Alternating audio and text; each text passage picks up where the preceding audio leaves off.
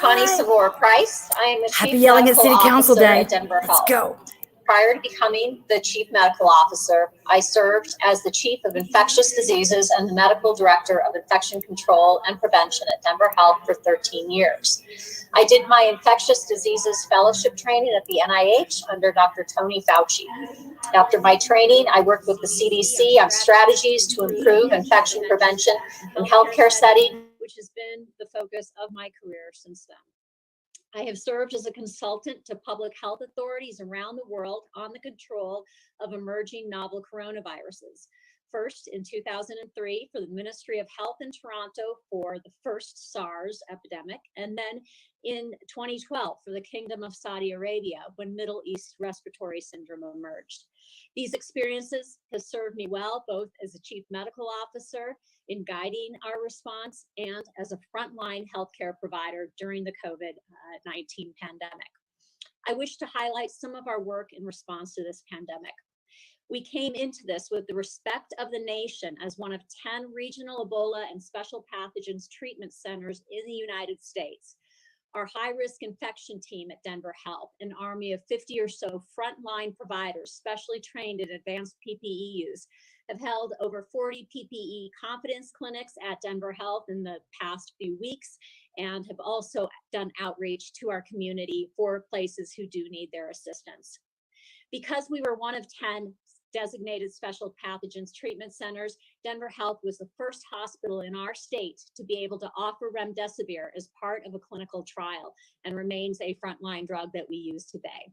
We were also the first to stand up in-hospital testing, and we're the first and still one of very few hospitals to provide universal testing of all of our patients admitted to the hospital, regardless of symptoms. And knowing which patients are positive helps us protect our most valuable asset here, our workforce.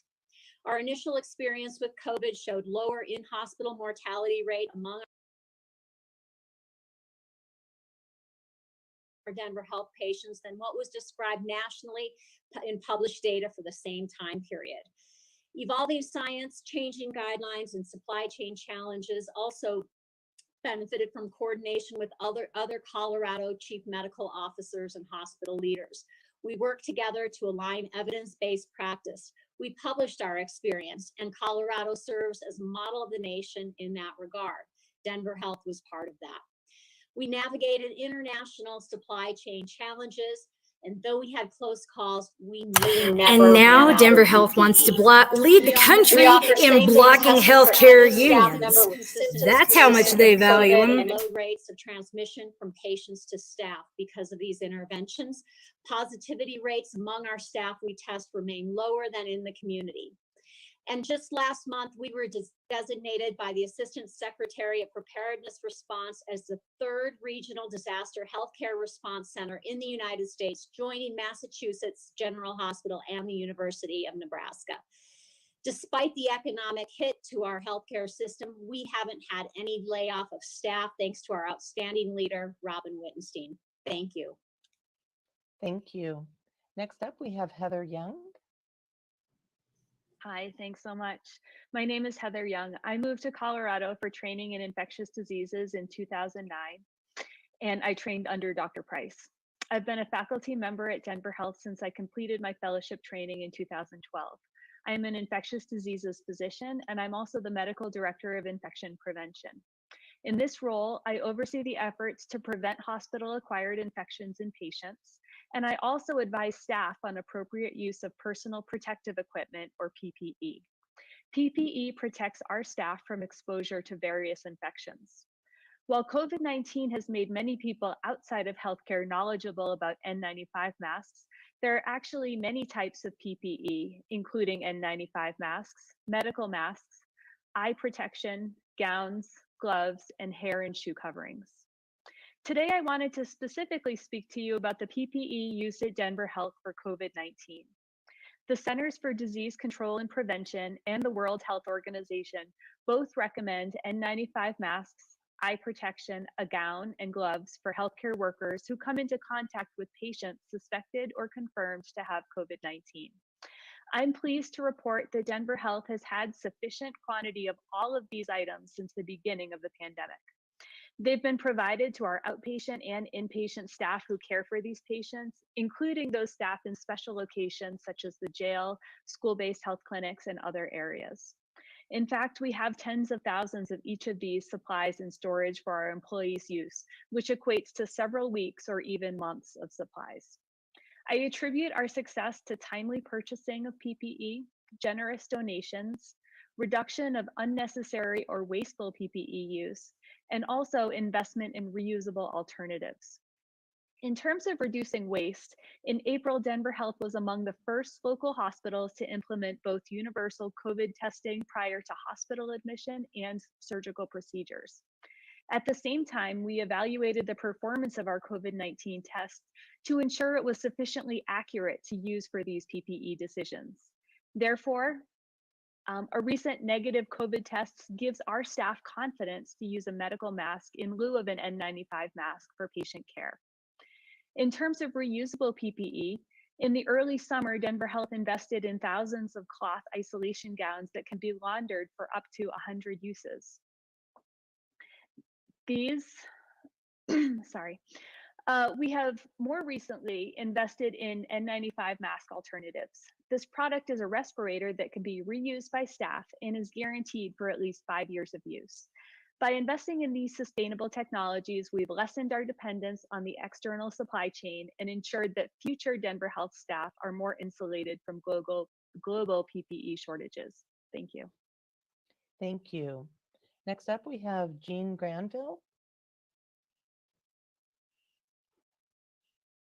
Hello, am I on? Hi, go ahead. Hi, my name is Jean Granville, and I'm the president of the Sun Valley Community Coalition, which is the registered neighborhood organization. And I'm here today to speak in appreciation of Denver Health, which is really the primary care physician for almost all of our residents in Sun Valley, some 1,500 and growing with the new Denver housing development. So not only are they located with the West Side Clinic, but they have become very much a part of our neighborhood. And I think we have particular appreciation for them during these times that we're going through that are very challenging. And many of our Sun Valley residents are really they're on the front line. They're in essential jobs or jobs that really require them to be working on a daily basis whenever is needed. Most of them don't have the ability to work from home. So they're out there in the community, and it has been really a huge effort to try to keep our community safe. We also have one of the largest percentages in the state of youth under the age of 18. In fact, as you've heard probably many times, we have more children than we do adults.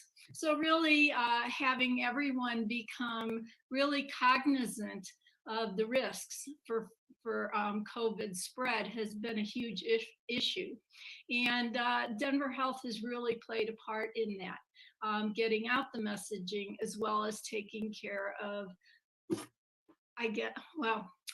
not hopefully, but fortunately, the few folks so far that have actually contracted it. They were really essential in getting us COVID testing within the neighborhood. It was really difficult for a lot of our residents to travel to the testing sites like at the Pepsi Center. And so bringing it out to the community really became an important part. That along with, as I had mentioned before, the messaging, trying to have folks believe that it was really a real thing and our youth to take it seriously since there had been so much confusing messaging. So that's one of the things that were really helpful. I mean, has been so helpful to us now. In the past and currently, we have a particular affection for Dr. Meg Tonto, who takes a particular interest in the neighborhood, and are appreciative of the involvement in the Good Neighbor Agreement for the Solution Center that will also be coming into the neighborhood. So we really do appreciate their investment. Our community. That's the time that we have. Thank you so much, Jean. Next up, we have Blair Sagan. Hello, can you hear me? Go ahead. I want to talk just for a minute about public restrooms in Denver. I'm a designer and I like mapping a lot. And so I made this map. Oh, you can kind of see it. So the purple blue dots are proposed or planned restrooms, and the red ones are ones that are supposedly current today. Only three of them are 24 hours, and they're porta potties. 3 in the city of Denver. And this affects, I know COVID happened, so things were closed, but this is still, people still need to pee, you know, like, so the map I based this off of was from March 2020. I don't know if any of them were ever open, but right now that's the case. This affects way more than just the unhoused. It affects visitors to Denver. It affects businesses all around Denver, and pretty much every forward-thinking city has plenty of public restrooms. So I'm wondering, Denver touts itself as like a tech city, forward-thinking, progressive, blah blah blah, and we don't have public restrooms. That seems so basic. And so I would like to ask you to consider providing more and providing more funding for more, because this is related to the sweeps, because so the sweeps are under the guise of public health. And when the city removes restrooms, where are the unhoused supposed to go to the restroom? So it's like as if the city were creating this issue so they can have a reason to sweep. Just what it looks like. And I know that Denver Homeless Out Loud had paid for restrooms and they got taken by the city, porta potties. And yeah, I mean, this is very basic, and I think this is a human need. So thank you for listening to me, and have a good night. All right. Thank you, Blair, for joining us tonight for public comment.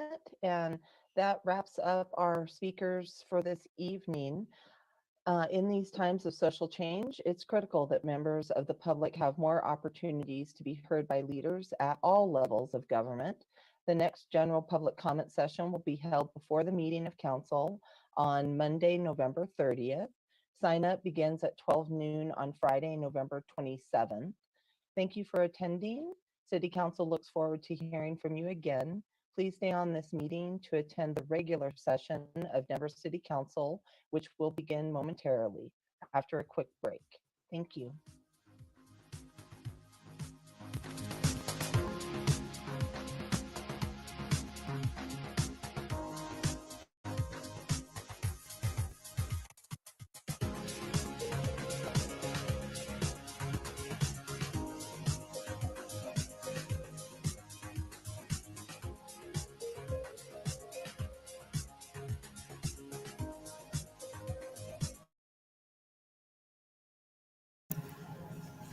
So, hi guys, we have a few minutes, actually probably like 1 minute and 10 seconds before the rest of the stream starts, trying something new with the audio tonight, because as you can tell, there are other TVs in here that are playing what I'm showing now. So instead of being in the Zoom meeting and here streaming, I'm trying the Channel 8 feed and here streaming. So at least if I forget to mute my mic, there won't be a lag. I know I'm still going to be active and I'm still going to be running my mouth, just going to be doing it in a different way. And I'm going to be doing it through the comments and the banners like this. So this is a comment. Yay, Blair Sagan. There we go. Somebody puts a comment, I can put it up here. If I have a comment, I'll put it down there, and I might change the banner to like this. Yay. Or like this. Like that.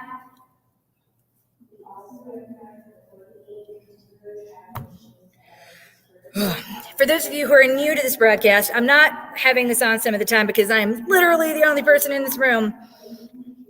It's probably not the best choice, but I also want to make sure that I can be heard and it'll come back on as people come in. We're expecting people on the outside to come back in as the mutual aid craftivism outside winds down and people start trickling in. It's a big night. We're protesting the Christkindl market opening because it's stupid. Why, hello, Susan. Thank you for being here, Susan Duncan. Love you, Susan Duncan. Hi, Enid Cox. Welcome. Thank you for being here. And yes, thank you, Blair Sagan, for that really amazing graphic. I love it. So that's the big thing that's happening tonight, and I'm not sure exactly when in the broadcast is going to be happening, but as you can tell, recess is over, and the broadcast should be coming back soon.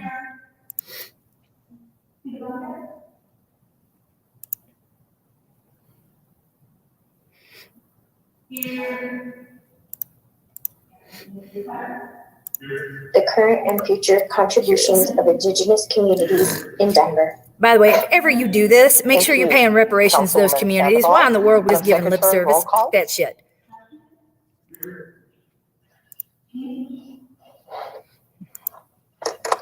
Black. Here. Chidabaka.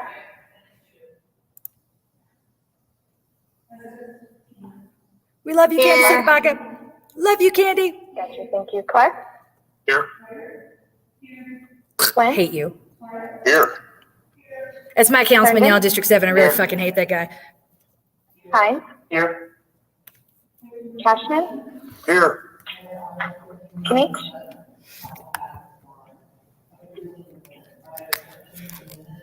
Ortega. Here, sorry.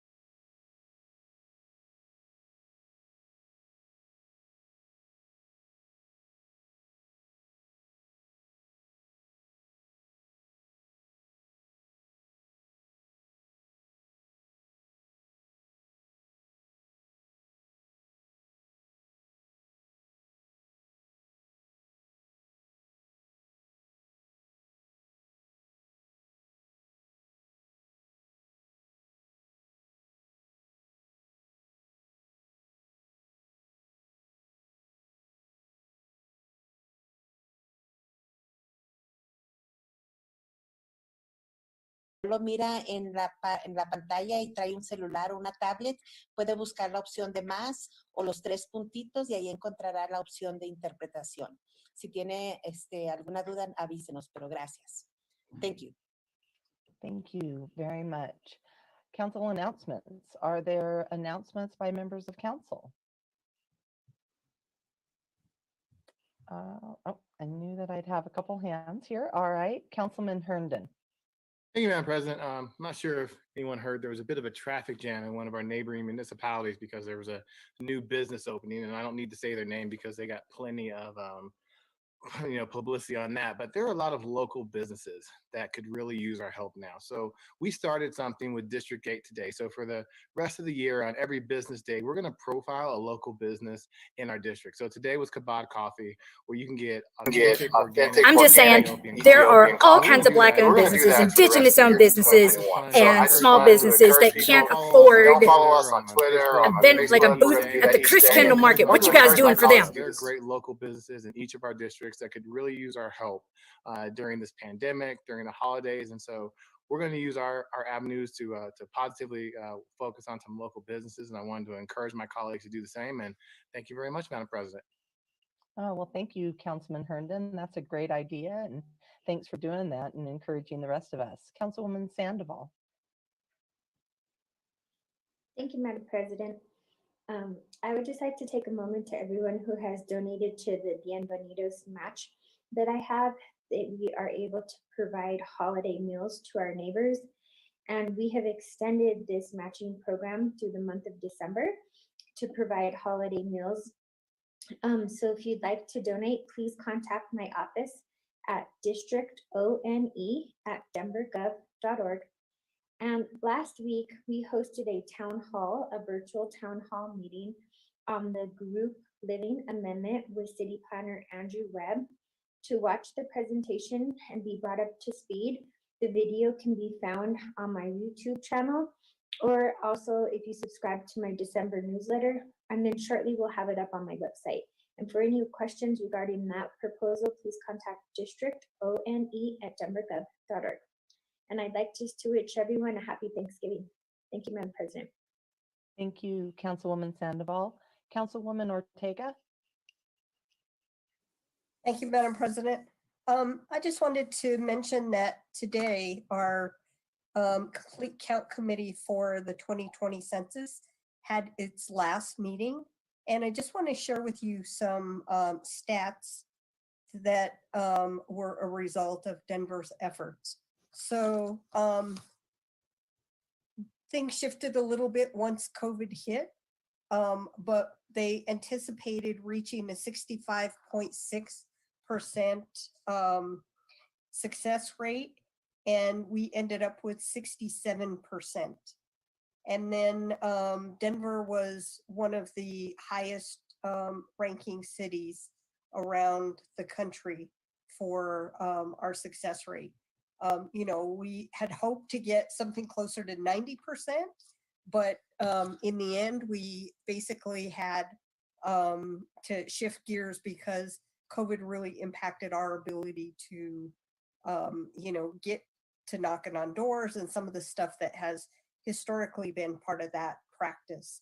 79.86% of the people who filled out their census did it online, which was the first time in our country's history that the census has been done online.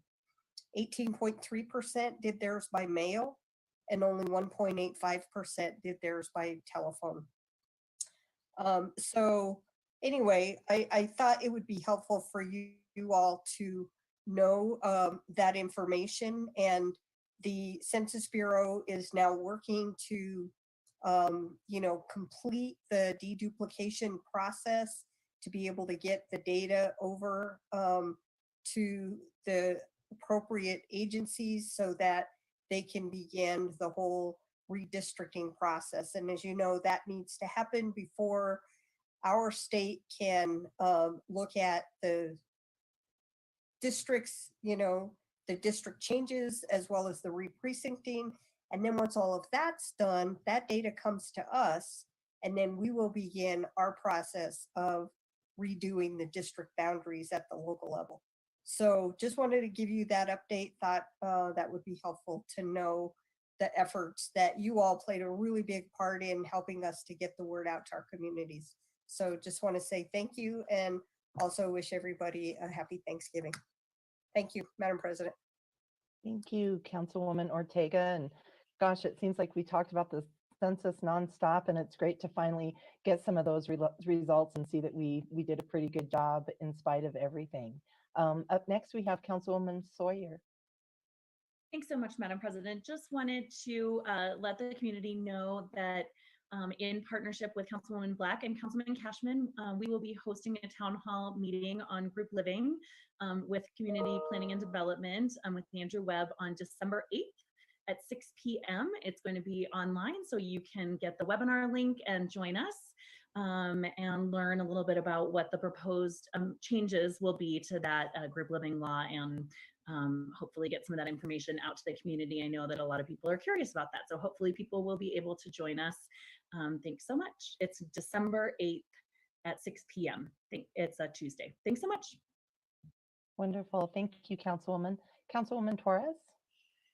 Thank you so much. Just wanted to thank the Southwest Denver Coalition and the Denver's Inner City Parish for their holiday meal distribution this past weekend. Hundreds of families were served, and I'm just so grateful for the nonprofits who step into this space, both in the holiday season, but every week, who distribute meals, and knowing our families are much less mobile, trying to stay safe. Just really grateful for organizations like those that are serving District 3 in Southwest Denver. Thank you so much, Madam President. Thank you, Councilwoman Torres. Seeing no other announcements, I've got a couple myself. District 11, we are hosting a group living town hall on December 3rd, and it is from 6 until 7 p.m. And so wanted to make sure folks had that date, December 3rd, from 6 until 7 p.m., a group living town hall in District 11. And then also wanted to just remind the public, with our rising COVID rates, we want to make sure that people are staying within their household. And it's been a little creative interpretation of what household is. And so it's Stay in your household unless you want to go buy shit at the Chris Kendall Market. Go to bed with at Really? night and you wake up in the morning. In that structure is really what defines a household, as we're trying to People could go to bed and wake up in those structures that are making up the Chris Kendall Market. I want to really thank everybody for getting that message out to the community, and we just need to continue to stay diligent on that. And no other announcements. There are no presentations. There are no communications. We have one proclamation being read this evening. Councilmember Cashman, will you please read Proclamation 1408? Yeah, thank you, Madam President. This proclamation 20-1408 honoring Lee Goodfriend and David Racine for feeding Denver for 40 years. Whereas Lee Goodfriend and David Racine met while working together. She is a server and he is a bartender at Zach's, the quintessential 1970s era Fern Bar at East Colfax Avenue and Humboldt Street. And whereas the pair partnered with Dixon Staples, a chef at Apple Tree Shanty, and good friend David McCormick, beginning what was to be a lengthy career as restaurant owners by opening Good Friends Restaurant at East Colfax Avenue and St. Paul Street on November 30th, 1979. And whereas the group extended their reach into Denver's burgeoning restaurant scene by opening Racine's Restaurant on December 27th, 1983 at Spear Boulevard and Bannock Street, followed by Dixon's Downtown Grill at 16th Avenue and Wazee Street in Lower Downtown on February 27, 1997. And whereas Racine's was forced to close in June 2003 after the landlord exercised a demolition clause in the lease, and the owners decided to never give that power to a landlord again, purchasing a site at 650 Sherman Street. And whereas, joined by 80% of their kitchen staff, 30% of their servers, and half the bar staff, though the restaurant was closed for a year, the new Racine's opened in May 2004 I'm sorry that I'm making your job as a harder. I'm sorry. 9,200 square foot haven with 275 indoor seats, I watch those a bastards massive don't like me rectangular tagging bar, them. 80-seat covered patio, and I got adjacent so much parking more better garage behaviors with than 80 too. spaces, I got to know you better. becoming one This of is where the Denver's media is. I'm go-to media. locales for first dates, coming out discussions, business deals large and small, after I'm live theater streaming. parties, endless political confabs for no, it's okay. high-level I'm just saying. politicos, As far as I'm concerned, I'm media and I'm candidates, delivering news. family dinners, and more. And whereas the group made the difficult decision to close Good Friends in May 2008, turning No, the I appreciate space you over so to much, and local I did favorite actually have a Annie's protest get to the Cafe, prison the other day. who had lost And I their called, lease and at I had 9th and heard Colorado that they were denying Boulevard, her medication. and closed And I down called and said, I Dixon's want bites. The Downtown number you Grill gave me. when And its they were lease like, expired in oh, 2011. wait, what's your name? Mr. Okay, we'll check on her Staples right now. passed Bates isn't here, away but I'll check on her in right now. September She got her meds in 5 2004. minutes. And whereas over 100 staff and That was me. management They took care of her meds continued right to away. work at Racine's every I day appreciate it until so the so city much. ordered closure of Denver's restaurants on March 17th because of the COVID-19 pandemic. And whereas the tradition of hanging local art on the walls of all 3 restaurants began with the opening of Good Friends and Well, it's 'cause they're continued mad that through to somebody's the calling them closing out. of Racine's. And whereas the original Racine's gave Project Angel Heart its first dinner for delivery to those with chronic illness, a pan of lasagna, salad, bread, and a brownie, and participated in that organization's Dining Out for Life fundraiser each year until closing. And whereas the Colorado Restaurant Association inducted Lee Goodfriend and David Racine into the Colorado Food Service Hall of Fame in 2016. And whereas Lee Goodfriend and David Racine decided that after 40 years of feeding over 30 million meals to several generations of Denver families at Goodfriends, Racines, and Dixons, they were ready to head off to new adventure and sold the Racines property earlier this year. Now, therefore, be it proclaimed by the Council of the City and County of Denver, Section 1, the Council of the City and County of Denver honor Lee Goodfriend and David Racine for their contribution to creating the feeling of community that makes our city such a special place to live, providing jobs for thousands of Denver residents and meals for millions over the last 4 decades. Section 2, that the clerk of the City and County of Denver shall affix the seal of the City and County of Denver to this proclamation, and that copies be delivered to Lee Goodfriend and David Racine.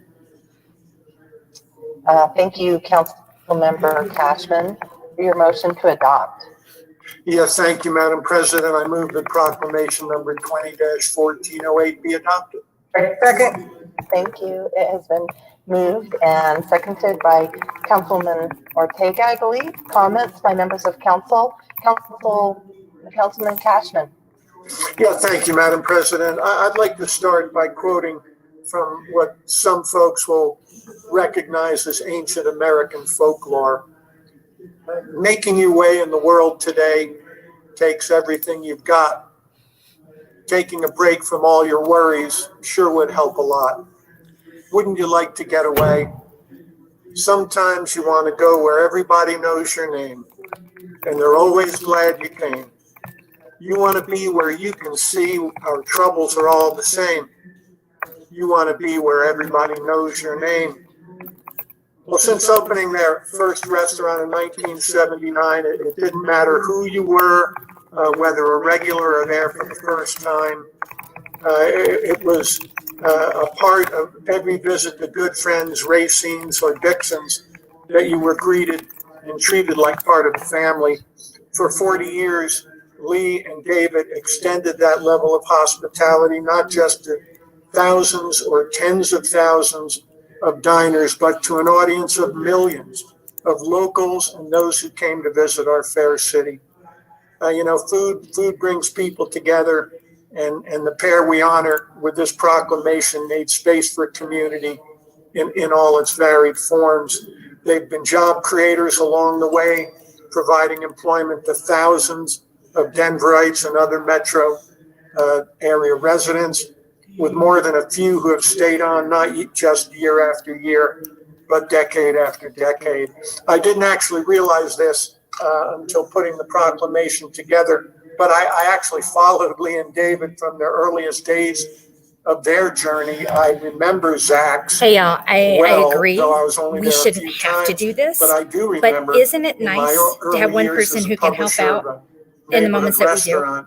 A gentleman coming They work into for the my sheriff. office and sitting I get down all the problems and I telling do. me that he But every and- once in a and while, some so many good people friends, I remember him saying, in the "We're system opening a new hate the restaurant system, and a lot of up those at people get Colfax out of the in St. prisons Paul." and into doing security Good work friends like and later this Racines became regular and away from the stops nastiness. People for got to me eat. and for Like the military, generations you can demonize of the my military all you family. want. That is how my husband paid for granddaughter college. just turned 16, just got her driver's license. I think and it's safe to she's say he didn't know what he was absolutely getting himself crushed into. that she won't be able This to drive is her the product friends of to capitalism. Racines for Hate dinner. the system. In Hate what the addition to system generous does to people. contributions made to the Be willing to work organizations with the people. mentioned in the proclamation.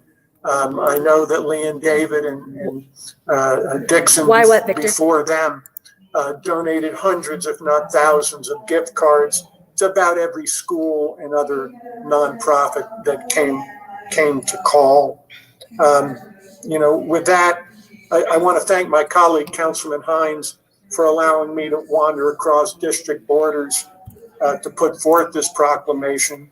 And I will just say to Lee and David, thanks for all you've done for Denver for 40 years, and thanks for the memories. And just like the Thank you, military, Madam being a President. cop or being a sheriff's deputy Thank is a you, really good job. Councilman And in Cashman. towns Councilwoman where Ortega. I grew up, little bitty towns, it was seen Thank you, as Madam a President. literal investment in I the wanna community. add Tax my, dollars paid for services, which created jobs. Congratulations and Looks a lot like appreciation communism when you talk to about it. Lee and David Job for creation. their 40 years of service Stability. to our community. I was a regular in all of their locations with many meetings that were held in these facilities. A lot of business took place in their restaurants. And, you know, just looking back, realizing that 1979 was when they opened their first one. That was the year I first was elected to office. That was a year before my daughter was born. Amanda, that's probably the year you were born, right? 1979? Maybe a year before, a year after. Anyway, yeah, so many great memories and so many things that took place in our city. I mean, many of the meetings that were held at the lower downtown site were Could not around agree some of the more, planning Robert. Could when not agree the more. lower downtown historic district was being discussed. And Lee, I know you're on and you'll remember this, but the valet parking program that was adopted was a result of a lot of businesses in lower downtown who didn't have their own parking lots but wanted to provide a service to their customers. And the commander of the district, who was then Lieutenant Jerry Whitman from District 6, would call my office saying, you got to help us because we get caught in the middle because we had no ordinance that really gave authority to anybody to kind of take control of that public right of way to be able to do the parking.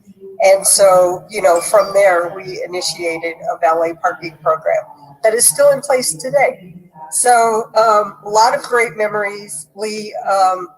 You know, sorry that you and David are no longer operating such great restaurants. The food was amazing at all of the locations.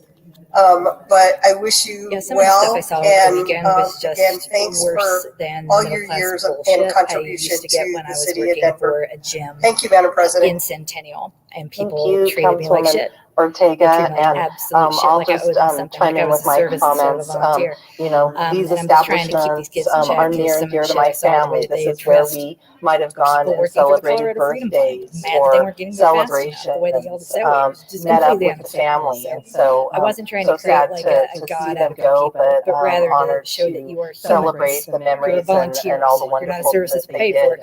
Y'all can for our evaporate. community and for our families. Madam Secretary, roll call, please. Like, I don't have to do this. You don't have to do this. Cashman, Aye. Kinich, Aye. Ortega, Aye. Sandoval, Aye. Sawyer, Aye. Black, Aye. Torres, Aye. Cedarbaca, Aye. Clark, Aye. Flynn, Aye. Herndon, Aye. Hines, Aye. Madam President. Aye. Madam Secretary, close the voting and announce the results. 13 ayes.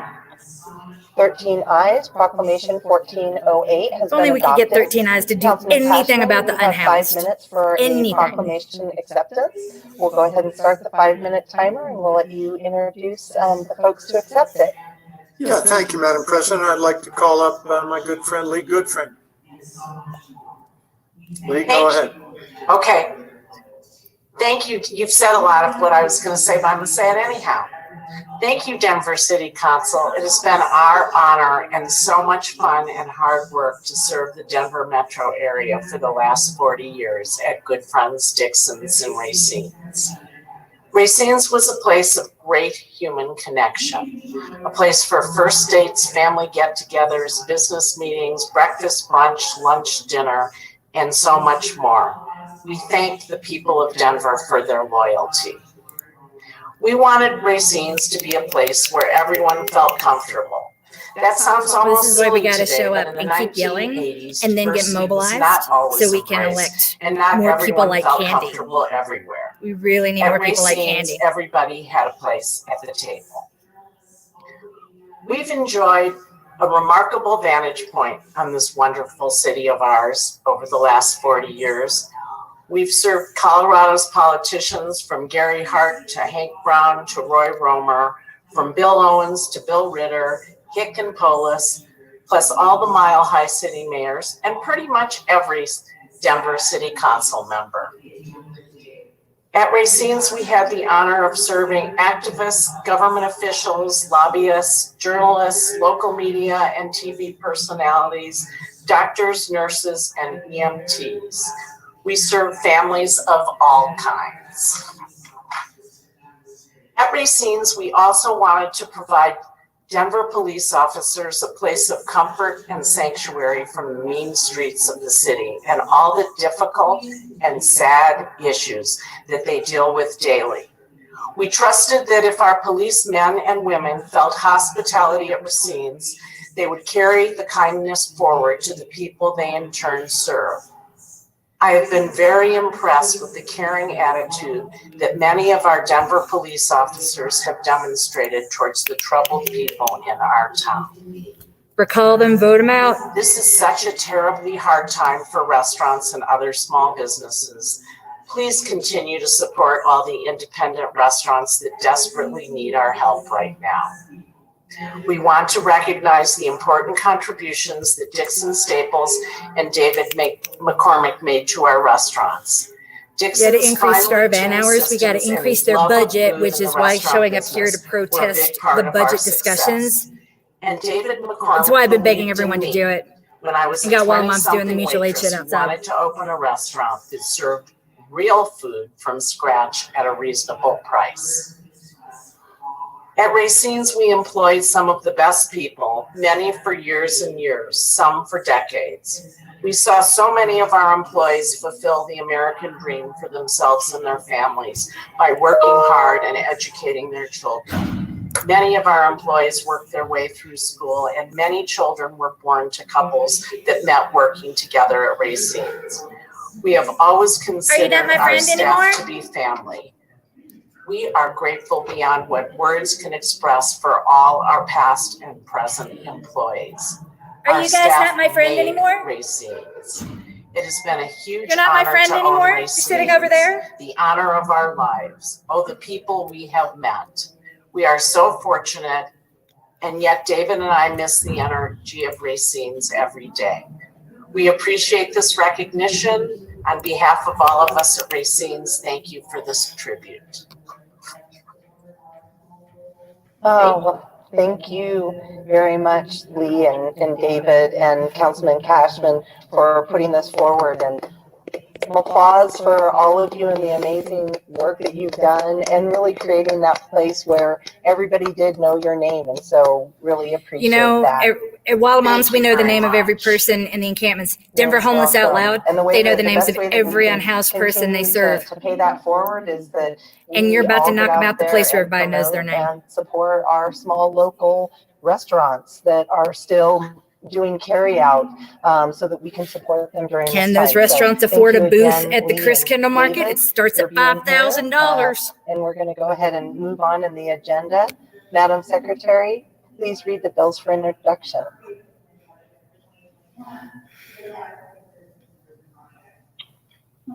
Okay, from Finance and Governance, 2011-89, a bill for an ordinance approving a proposed donation of surplus equipment from the City and County of Denver to the Open Media Foundation. 2012-70, a bill for an ordinance approving the 2021 annual plan and operating budget for the Denver Tourism Improvement District. 2012-71, a bill for an ordinance approving an amended budget for 2020 and an operating plan and budget for 2021 for the 5 Points Business Improvement Project. 2012-72, a bill for an ordinance approving an amended budget for 2020 and an operating plan and budget for 2021 for the Federal Boulevard Business Improvement District. 2012-73, a bill for an ordinance approving an amended 2020 budget and an operating plan and budget for 2021 for the West Colfax Business Improvement District. 2012-74, a bill for an ordinance approving an amended budget for 2020 and an operating plan and budget for 2021 for the Cherry Creek Sub-Area Business Improvement District. 2012-75, a bill for an ordinance approving an amended budget for 2020 and That's an right. operating As far as I'm plan concerned, it's budget class for war, and I'm going to be 2021 here for the battling on the Colfax front Major Business lines Improvement since District. some people feel so strongly about the 2012-76, front a lines. bill for an ordinance approving an amended budget for 2020 and operating plan and budget for 2021 for the I'm going to Blueberry give this Business kid a history book. District. 2012-77, a bill for an ordinance approving an operating plan and budget for 2021 for the Cherry Creek North Business Improvement District. 2012-78, a bill for an ordinance approving an operating plan and budget for 2021 for the Downtown Denver Business Improvement District. 2012-79, a bill for an ordinance approving an operating plan and budget for 2021 for the Rhino Business Improvement District. 2012-80, a bill for an ordinance approving an operating plan and budget for 2021 for the Santa Fe Business Improvement District. 2012-81, a bill for an ordinance approving an operating plan and budget for 2021 for the Old South Gable Business Improvement District. 2012-82, a bill for an ordinance approving an operating plan and budget for 2021 for the Colfax Business Improvement District. 2012-83, a bill for an ordinance to close special assessment funds and authorizing cash transfers to the general fund and the special assessment fund series. 2012-84, a bill for an ordinance dissolving the Tennyson Street Pedestrian Mall Local Maintenance District and directing that the remaining funds thereof, after payment of outstanding expenses, be transferred to the general fund in accordance with Denver Revised Municipal Code Section 20-211. 2012-85, a bill for an ordinance approving the purchase of capital equipment from the Wastewater Management Division Planned Fleet Replacement Fund. From Land Use, Transportation, and Infrastructure, 2011-49, a bill for an ordinance revoking the revocable permit granted by ordinance number 829, series of 1995 to Common Incorporated. 2011-77, a bill for an ordinance changing the zoning classification for 3621 Lowell Boulevard in West Highland. 2011-84, a bill for an ordinance changing the zoning classification for 2567 Albion Street in North Park Hill. 2012-100, a bill for an ordinance vacating portions of right-of-way near intersection of 20th Street and Waywater Street adjacent to 1995 Waywater Street with reservations. And from Safety, Housing, Education, and Homelessness, 2011-92, a bill for an ordinance approving a proposed amendatory agreement between the City and County of Denver and Denver Health and Hospital Authority to increase the amount. Thank you. Council members, this is your last opportunity to call out an item. Councilwoman Sandoval, will you make the motions for us this evening? Yes, Council President. Great, thank you. Now I'll do a recap under resolutions. Councilwoman Knich has called out Council Resolution 1309 for questions. Under bills for introduction, no items have been called out. Under bills for final consideration, Councilwoman Seda has called out Council Bill 1216 for a vote. Under pending, no items have been called out. The first item up is Council Resolution 1309. Councilwoman Knich, please go ahead with your questions. Thank you, Madam President. Is there a member of either the Public Health and Environment? I know that this contract itself didn't come from them, but I have some broader questions about the overall testing environment. I want to make sure I have the right person to answer those questions. Margaret, are you the one? I see. I can talk about the finance side. Okay. Well, I guess I'd like you to walk through a little bit how these particular dollars relate to the testing that's operating in Denver today. And so let's just start there. Sure, I'd be happy to address that. Thank you. Margaret Danuser, Deputy CFO. So this award is to accept FEMA reimbursement dollars. And so this is for funds that we've already expended for the Pepsi site, for the testing there, the community testing that we did during the summer, the Wellness Winnie, and some 12 mobile testing sites also that occurred between May 1 and August 1st. And so for this immediate item before us, these are reimbursement dollars for things that have already been spent that will be reimbursed by FEMA. So that's a particular period of time that we're talking about here. The grant award, the $4.4 million, is the cash piece of it that that FEMA through the state is putting forward as an advance on an $11.7 million overall claim. And so what happens though is we get the cash up front to help us pay for what's going on. And then we have to submit documentation for all of the costs that we've incurred to get up to that 11.7 million and get reimbursed in periodic chunks. Look, guys, I don't know how else to say it. They get away with this because people don't say anything. People, when I talk about showing up, I'm talking about either showing up physically on Monday nights and yelling and posting to it on social media and tagging your rep saying, I wouldn't have to do this if you would do your fucking job. Pepsi Center, the community testing. It means doing it now. That was all wrapped together in our. I mean, you could do it now. Just tag your reps. Tag your reps and say, I think this is terrible. Find anybody else who's tagging your rep and amplify it. Okay, that is a little bit different than what you had emailed me as an answer earlier today, which was that you have more power than you think you do, but you've got to use it. It's hard with screens. I'm going to try to pull up 2 screens at once, which is dangerous, but was that included the 4 sites that are operating. So I just want to clarify that.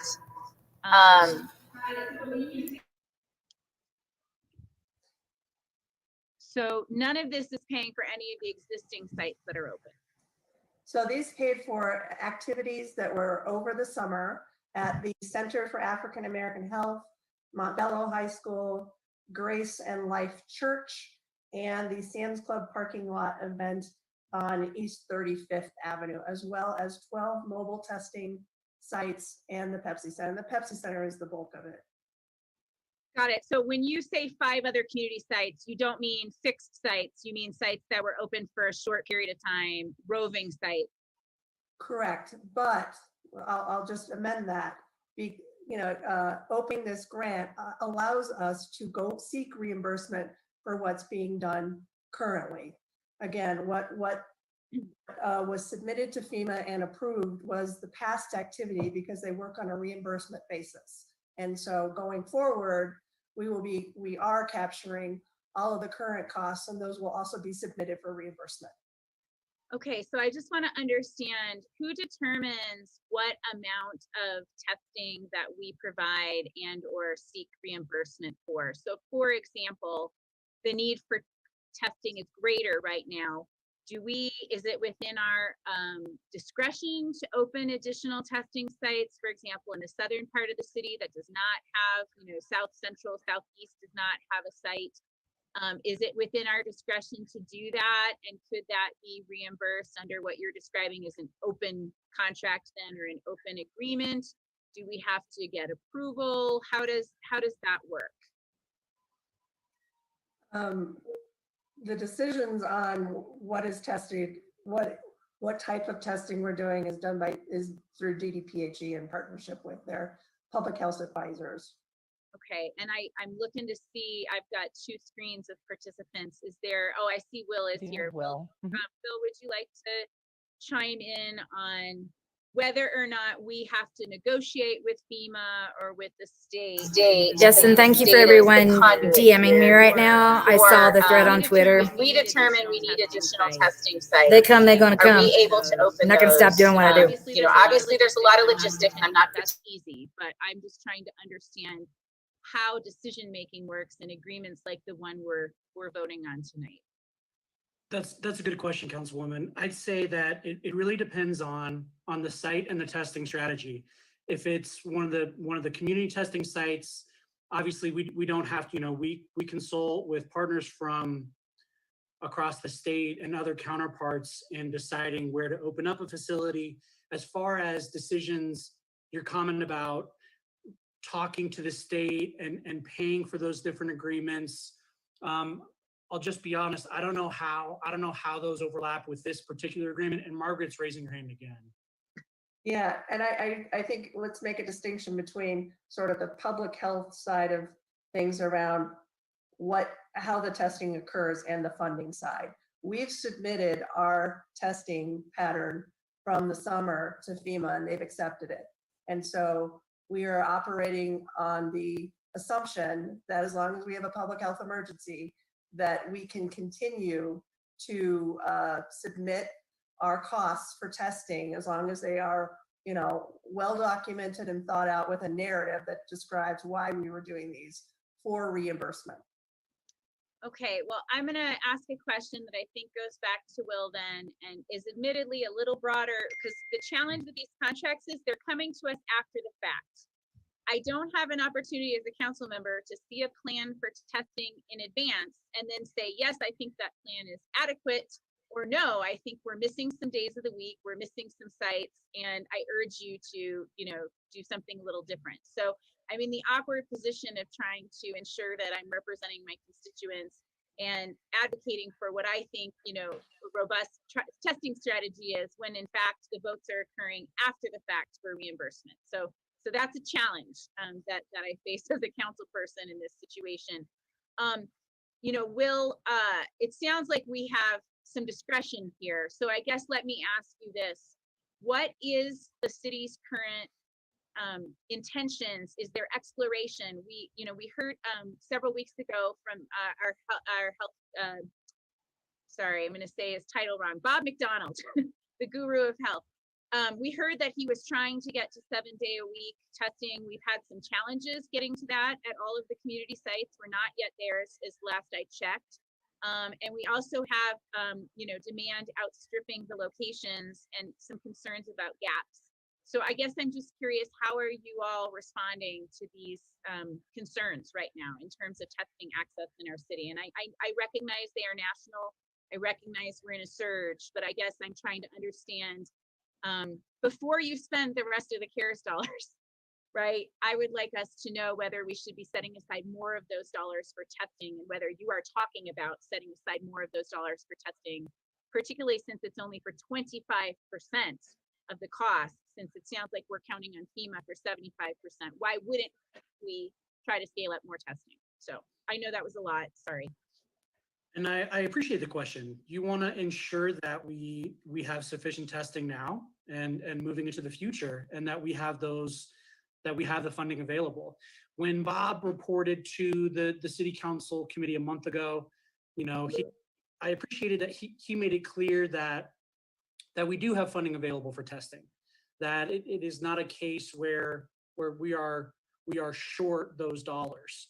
And so I would say candidly that, we evaluate really closely with a number of different partners, whether it's, hospital counterparts regionally, or, just internally at DDPHE, having enough testing based not just based on kind of the CDC guideline that has a really low number in my view for testing, but is a number that we're consistently beating by a few thousand every day. And I want to address your question. Do we have enough funding, and can we expand testing if we need to? I think the answer is yes. So are you evaluating expanding testing to meet the need? For example, I don't know, it's difficult to see the whole picture when we get one piece at a time, which is why I was kind of hoping for an overall budget for testing, both past and future, what we're planning to spend for how many sites. And so are you all working on expanding access to testing in the city and county of Denver? Every day, and just to manage expectations, it's not that we're working to always expand it. We're working to make sure that testing is done most efficiently. That's why I think you see the move. Evidently, other council members have been complaining about me being allowed to sit here, and I'm like, I'm pressed, motherfucker. Where we weren't getting the big story about Jeremiah Elliott, FYI, and they're like, oh. And while also recognizing so I got press that credentials coming now. That we needed to prioritize kind of the underserved and uninsured populations, which is why we've moved to a strategy of 4 community testing sites in kind of Denver's inverted L. And that process. Please come on by. We've got about 13 people in here where now. we need testing and how much testing we need to do is one that goes on every day. It's one of, I'd say, the more serious and thoughtful conversations that never stops. And I think I'll have to go back and look, but we are, we sent I shared a press release with City Council this morning. If we are quickly moving to 7-day availability, I think, on those testing sites. Yeah, and there has been some conflicting media. Is Paco Sanchez open or closed? Paco Sanchez is temporarily closed as we open Ruby Hill and I think reevaluate some of the congestion and other issues that we've seen at Paco Sanchez. But it is closed for a couple days, I believe, again, while we get Ruby Hill up and running and to reevaluate some of the logistical challenges that we've had there. Okay, I do think it's just challenging to keep track. You described it as opening an additional site. In fact, it's a replacement site, and no judgment here, but again, people are trying to keep track. And I think, we've had questions about, it is really good and important that we have the sites in the inverted L, but we're in a surge, and I don't think we can compare, underutilization of the Pepsi Center during the summer when we were not in a surge to a period of time when we're being told 1 out of 50 people is walking around with this virus. And so to say that we need less capacity now when we have, 10 times the rate of infection, if not more, it seems to me that we should be focusing the testing capacity on the need and the demand based on the rate of infection and the rate of symptoms and the rate of people who need to be tested. And there are people who need a test to go back to work. They have to show that negative test. I know several other colleagues have raised this concern, but we've been discouraging folks from using testing, saying they should free testing sites, saying they should get their insurer to test them. Insurers may not test people under all circumstances. Some insurers will not test you if you don't have a fever. That was the case with my insurer. All right. If you didn't have a fever, it didn't matter if you had a known exposure. It didn't matter if you even had other symptoms. You had to have a fever. So I just think it's really important that the accessibility of testing at scale not be necessarily ignored while we have particular important. I advocated and very supportive of the equity locations, but I guess I've been told now for probably the third time that funding's not an issue, but yet testing demand is not being met, and we're discouraging folks from using those sites. So I'm concerned about the mixed messages we're sending to people. The short story is we want people to get tested if they have symptoms or known exposure, and I'm concerned that we're sending different messages. So I will, I didn't call this contract out for a vote tonight, but I think that it's important that our community sees that we are aware of this testing issue and that it's a priority for us before the end of the year. I hope my colleagues will support me in continuing to have this conversation. This, in my mind, is the most important thing we should be doing in this public health response, other than treating those who are sick and other than preventing it, right? Maybe those, I wouldn't maybe put those in any order. They're all three important, but our vaccine is a long way away. And so this testing strategy has to be meeting demand until then. So I thank you for your, time, and I thank my colleagues for their forbearance with these questions. But, before we spend money on testing we've already had done, I think it's important to talk about what the next thing we're going to do is. So thank you. Thank you, Madam President. All right. Thank you, Councilwoman Kniech. Councilwoman Ortega. Thank you, Madam Chair. I wanted to ask either Will or Margaret if you could tell us what it entails in terms of training and staffing for each of the testing sites. How many people does it take to stand up a site, and what kind of training is involved? Because it's my understanding, based on some conversations I've had with Bob, that that's part of the challenge in being able to roll out more sites at different locations. I know, in Northwest Denver, we've talked about, at least one other site that could, handle the volume of traffic that potentially would be at a site. But part of the challenge was having the available staffing that have been trained to do that. So can you speak to that? And then I'll ask my next question. Thanks for the question, Councilwoman. I'd say we're lucky to have within DDPHE a department of individuals who are hired by the department to manage public health emergencies just like this. And so we have, several names that you all would recognize: Bill Bennerman, Kaylee Zimmerman, et cetera, folks who are professionals who are trained to help manage this type of emergency. And so they have stepped into roles kind of supervising these testing teams that we've stood up in locations across the city. And I call that out just because, again, it's really important to highlight that we have, you know, those professionals who are helping to manage these sites, while we then also have, you know, staff within DDPHE who have been redeployed from their regular jobs to kind of become COVID response experts. And these are dedicated folks who, yes, it definitely took some training, you know, and I'm sorry that I'm not prepared to talk about the details of standing up the site, but I'm sure my colleagues would be happy to do that if they're given the opportunity, so we can make that happen. But you know, the team sizes that require each of the different standing sites, it's not a large team. It does require some training, and I appreciate you saying that, just because there is a challenge of, you know, we can't just go out and find 100 people within DDPHE and have them all trained to be experts at this and ready to man a site tomorrow. But just like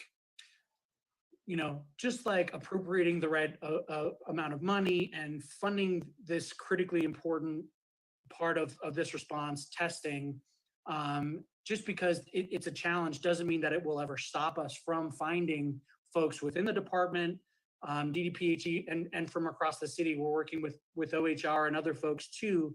And I'm speaking mostly on just these, you know, these community site locations that DDPHE manages. So Will, can you tell us if anybody other than DDPHE employees are actually staffing any of these sites? You know, yes, navigate the traffic and some of those kinds of things, you know, so that's where I'm trying to get an understanding of sort of total complement to make a site function without a lot of, you know, problems for the neighborhood. Definitely. We've seen what happens when we're still learning how to do it and when there are hiccups, like we've seen in Paco Sanchez, just with managing traffic, with managing waste and other issues. There are folks from other agencies such as safety and others that do help us with all the different components of setting up and running a community testing site on a daily basis. So my last question is, can you tell us if this is the first tranche of the $11 million, you know, is the next round going to come, you know, in one big swoop, or is it going to be sort of divided up as you all bring that forward? And then as part of that question, I know some members of council have expended resources from their budget to acquire PPE for their communities. And I know some have submitted that, and I don't know if that is included in the reimbursement that the city receives. Margaret, can you address? Yes, I will take that. Thank you. So the $11.7 million is the amount that FEMA has deemed eligible. So again, these were those summer costs for those various sites. And what you have before you in the request is to accept sort of the down payment on that 11.7 million. FEMA reimburses at 75%. So the $4 million represents 50% of the 75% of that $11.7 million. So Okay. that's kind of the math. But what happens is we get those dollars up front, and we can use that to reimburse ourselves for costs that we've already incurred there. We can also pay back.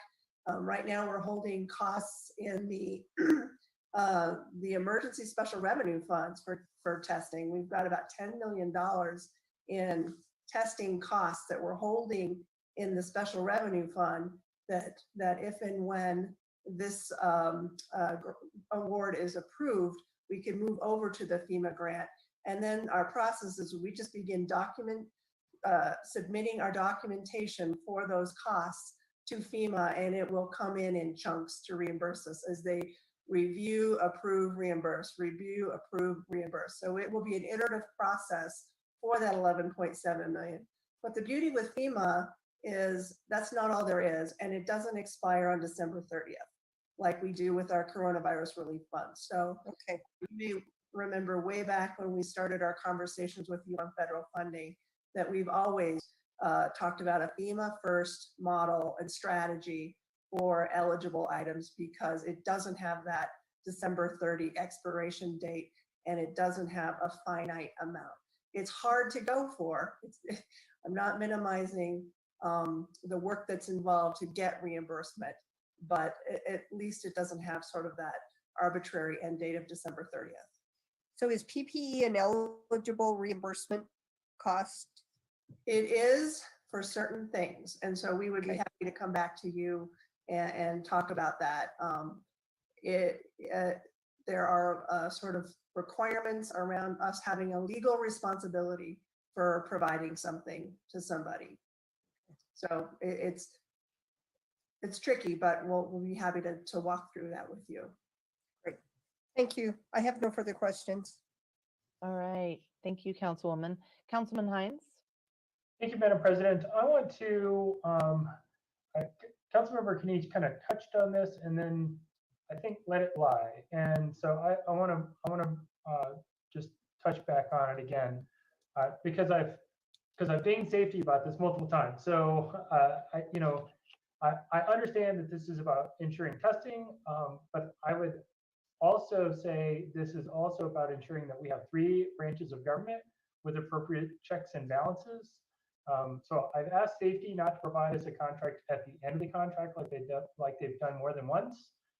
I feel like I have to be consistent and call out DDPHE as well for the same action. If we're being asked to approve a contract, we should have the opportunity to authorize those funds before they're being spent. And just one other comment about Pepsi. I recall that Pepsi closed multiple times early just after the 4th of July holiday because the state only had, or the site only had 2,000 tests each day. So I recognize that there were, maybe sometimes when they didn't provide lots of tests. I know that even after the 4th of July, just kind of bump, there wasn't really much of a surge, but a bump, we were closing early because we only had a certain number of tests. And I also recall that there were long delays, sometimes 10 days or more, between the test and the results. So I'm not sure that I'm 100% on board with saying that Pepsi was totally underutilized. As far as putting sites outside of the inverted L, totally on board. I just want to make sure that, I think that people came from all over the metro area for the Pepsi site. So I just wanted to, just mention those 2 things. Thank you, Madam President. All right. Thank you, Councilman Hines. Seeing no other questions, we're going to go ahead and move on.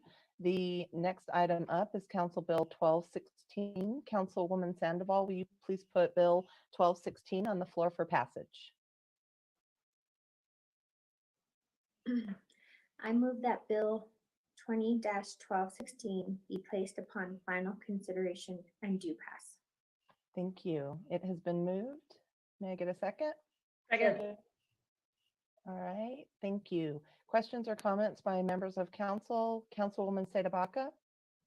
Thank you, Madam President. Just want to call this one out to go on record, voting separately on this one. Again, it's the budget and I am a no. Thank you. All right. Thank you, Councilwoman. We have Councilman Flynn. You're up. Thank you, Madam President. I just wanted to point out that under the Charter 7.2.1, this annual appropriations ordinance must be passed. Our role here is similar to today what we witnessed in Michigan with the State Board of Canvassers. This is the annual appropriation ordinance that fills in the budget that was passed last month. And there have been times when I have voted against the budget, but once it is passed, it has to be appropriated. So I urge my colleagues to vote yes. Thank you. All right. Thank you, Councilman. Councilwoman Ortega? Yeah, I have 2 specific questions, and I'm sorry I didn't give the agencies a head up. I wasn't planning to call this out, but then when I saw it was called out, I wanted to ask the questions. There are 2 items in the long bill. One is the Denver Department of Public Health and Environment is allocating, it's $1.6 million. And I was It's for the relocation of the medical examiner's office, and it wasn't that long ago that they relocated to a site. They used to be on the Denver Health campus, and they're now just south of 6th Avenue. And I wasn't aware that they were moving again. So can you talk a little bit, Will, about what's going on with the medical examiner's office?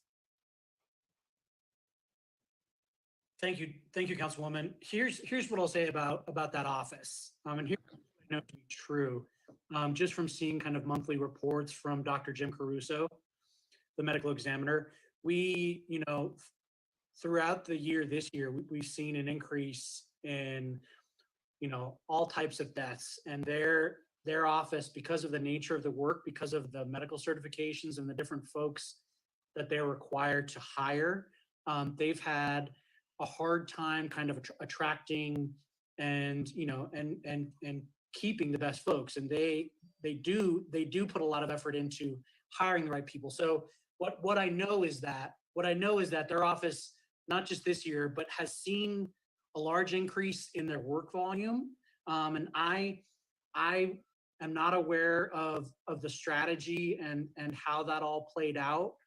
And I'll just tell you that candidly, but I can tell you honestly that, even though my colleagues from other DDPHE divisions would frown at me for saying this, that office is, I won't say overworked, but they do a ton of really important stuff. And I know this doesn't address your question directly as far as how that all came about, but what I can tell you is that I've seen, just recalling now, I've seen pictures from inside of the facility, the kind of state-of-the-art stuff that they have now.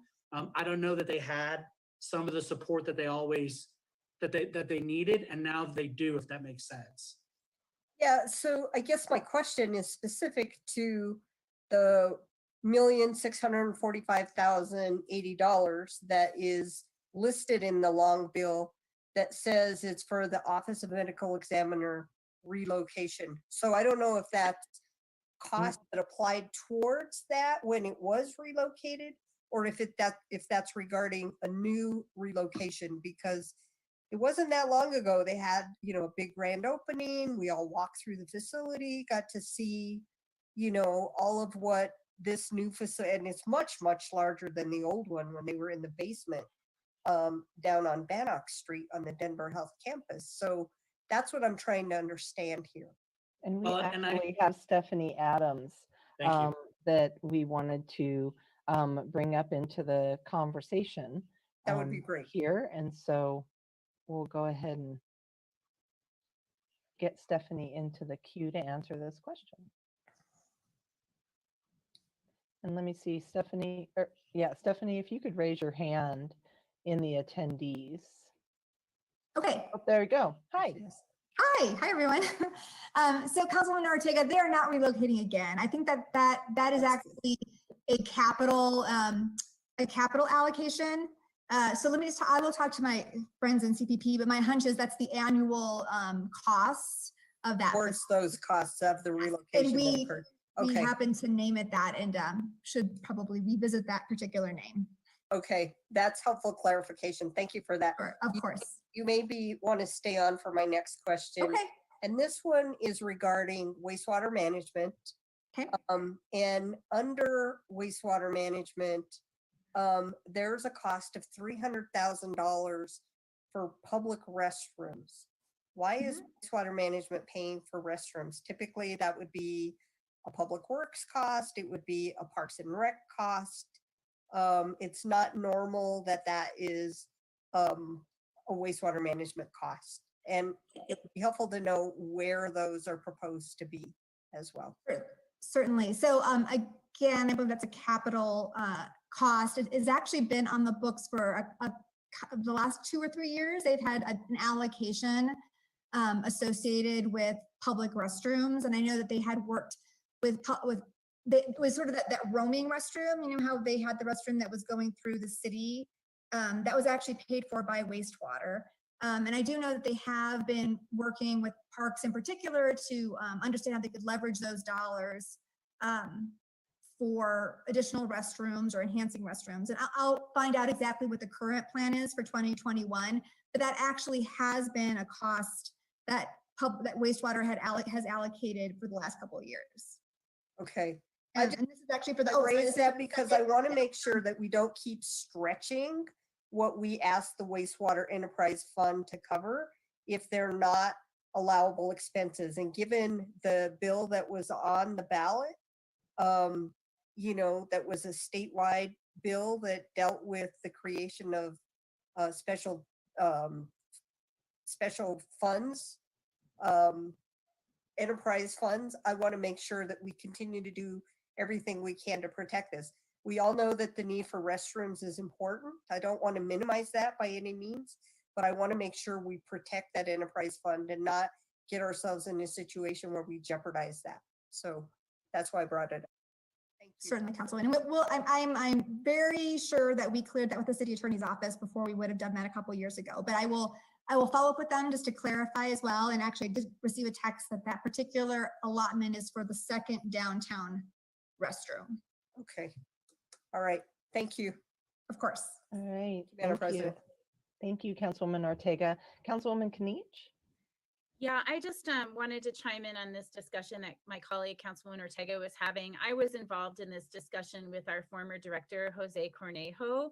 And the reasoning for this source for the restroom funding is because when there is public urination and defecation, that those things end up in our storm water sewers, and they end up in our rivers, and it ends up as part of a water quality issue. And so public restrooms are a mitigating factor to that particularly risky environmental issue. And so so that's the nexus with the fund, and the reason why those dollars were dedicated quite some time ago as a partial cost, not for the entire. I think it was at one point a 50-50 cost sharing. So if that context is helpful to my colleague, just wanted to share that. Thank you.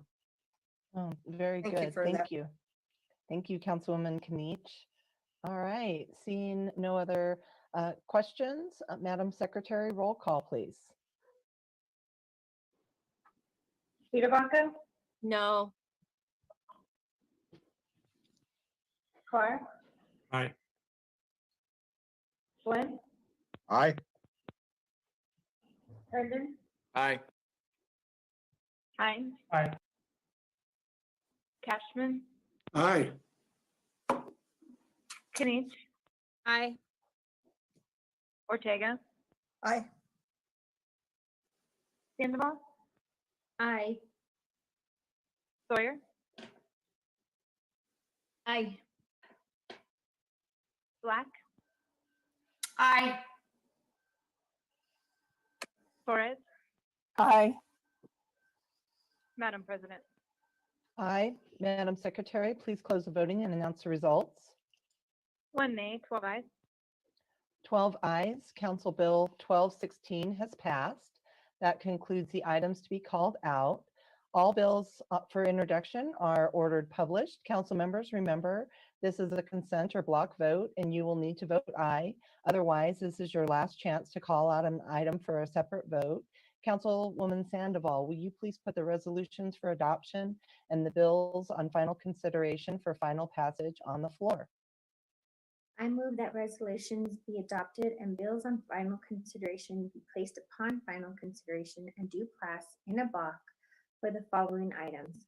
All Series 20, 1263, 1286, 1288, 1289, 1290, 1291, 1292, 1293, 1294, 1295, 1296, 1297, 1298, 1299, 1300, 1301, 1302, 1306, 1309, 1151, 1153, 1244, 1266, 1287, 1307, 1082, 1312, 1229, 1217, 1218, 1219, 1221, 1222, 1224, 1225, 1226, 1227, 1230, 1233,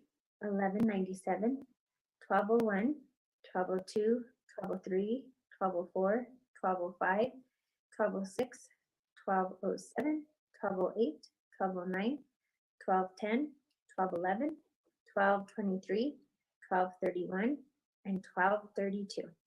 Second. Thank you. It has been moved and seconded by Councilman Herndon. Madam Secretary, roll call. Black.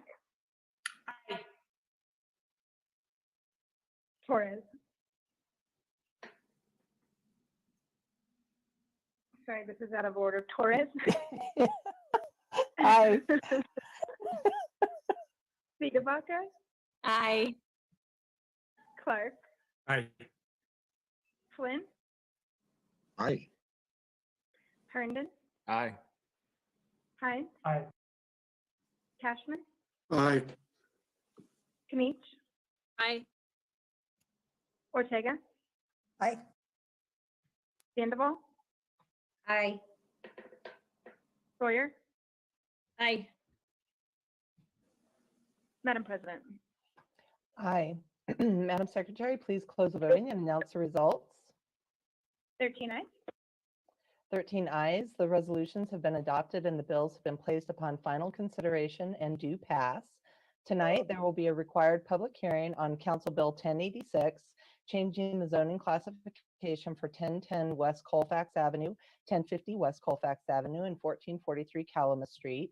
A required public hearing on Council Bill 1127, changing the zoning classifications for 2655 and 2659 Downing Street. A required public hearing on Council Bill 1128, changing the zoning classification for 4820 West Hayward Place.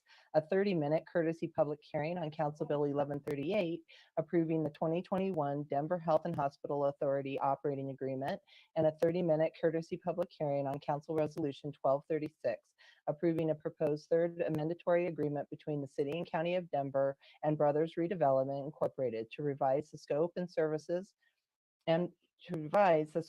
of services and budget, increase the maximum contract amount, and extend the term for the temporary rent and utility assistance program.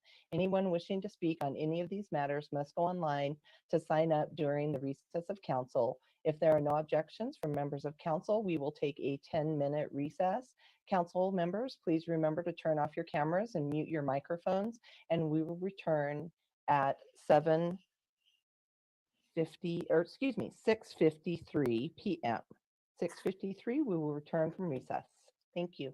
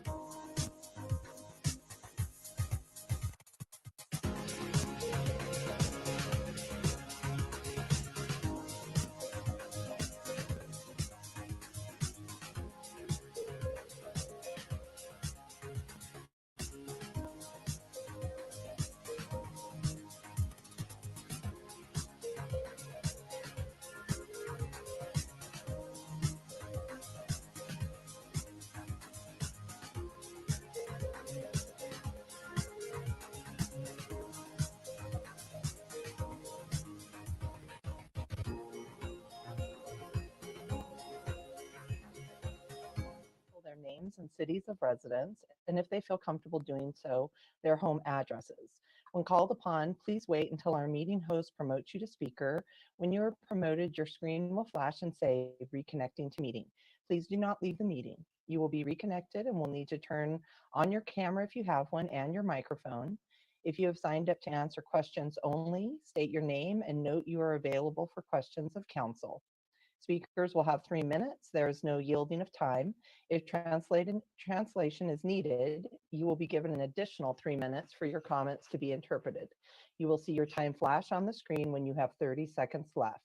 Speakers must stay on the topic of the hearing and must direct their comments to the council members. Please refrain from profane or obscene speech. Direct your comments to council as a whole, and please refrain from individual or personal attacks. Councilmember Sandoval, will you please put Council Bill 1086 on the floor for final passage? I move that Bill 20-1086 be placed upon final consideration and do pass. Thank you. It has been moved. Thank you for the second, Councilwoman Ortega. The required public hearing for Council Bill 20-1086 is open. May we have the staff report? Certainly, Madam President. Good evening, Council. I'm Brandon Shaver. One second, let me get this in presentation mode. I'm Brandon Shaver, Senior City Planner with CPD, presenting an official map amendment for 1010 and 1050 West Colfax and 1443 Calumet Street, rezoning from B4 with waivers, U01, U02 to CMX5 and CMX8 with waivers. You can see that the subject property is located at the southeast corner of West Colfax Avenue and North Calumet Street in Council District 3 within the Lincoln Park neighborhood. The subject property is currently a drive-through restaurant, strip mall, and commercial building measuring approximately 1.89 acres in land area and is requesting a rezoning to CMX5 at the southern portion of the property along Calumet Street and CMX8 with waivers along Colfax Avenue to allow mixed-use development. Current zoning on the site is B4 with waivers, U01, U02, that is the adult use and billboard use overlay. This zoning dates back to 1978. It is a former Chapter 59 zone district meant to provide neighborhood serving uses along arterial streets where a maximum floor area ratio of 2:1 can be achieved. There's a complete list of the waivers in the staff report, but I just want to make mention of two that prohibit the adult and billboard use overlays, thereby canceling out the overlays that are currently mapped on the property. Adjacent zoning includes campus to the north at Aurora campus, CMS5, CMX5, and GME12, all with the adult and billboard use overlays with GMS3 and 2-unit zoning to the south. Existing land use at the subject property is commercial retail. Adjacent land uses include public, quasi-public at the college campus, office, mixed use, 2-unit residential, and vacant land across left-hand street. Here are some photos to give you a sense of the building form and scale in the area with the subject property on the top left and the top right. You can also see residential structures on the south of the site on the bottom left, and then the vacant land along West Colfax Avenue is pictured on the bottom right. Here is a side-by-side comparable table showing the differences between the proposed and existing zone districts. The CMX5 and CMX8 with waivers will introduce build-to setback and transparency requirements that will result in a more urban, pedestrian-friendly built form that is more appropriate for this location. There are also waivers proposed for the portion of the site along Colfax that's rezoning to CMX8. These waivers are detailed in the staff report and the application, and they limit the building height to 7 stories and 75 feet.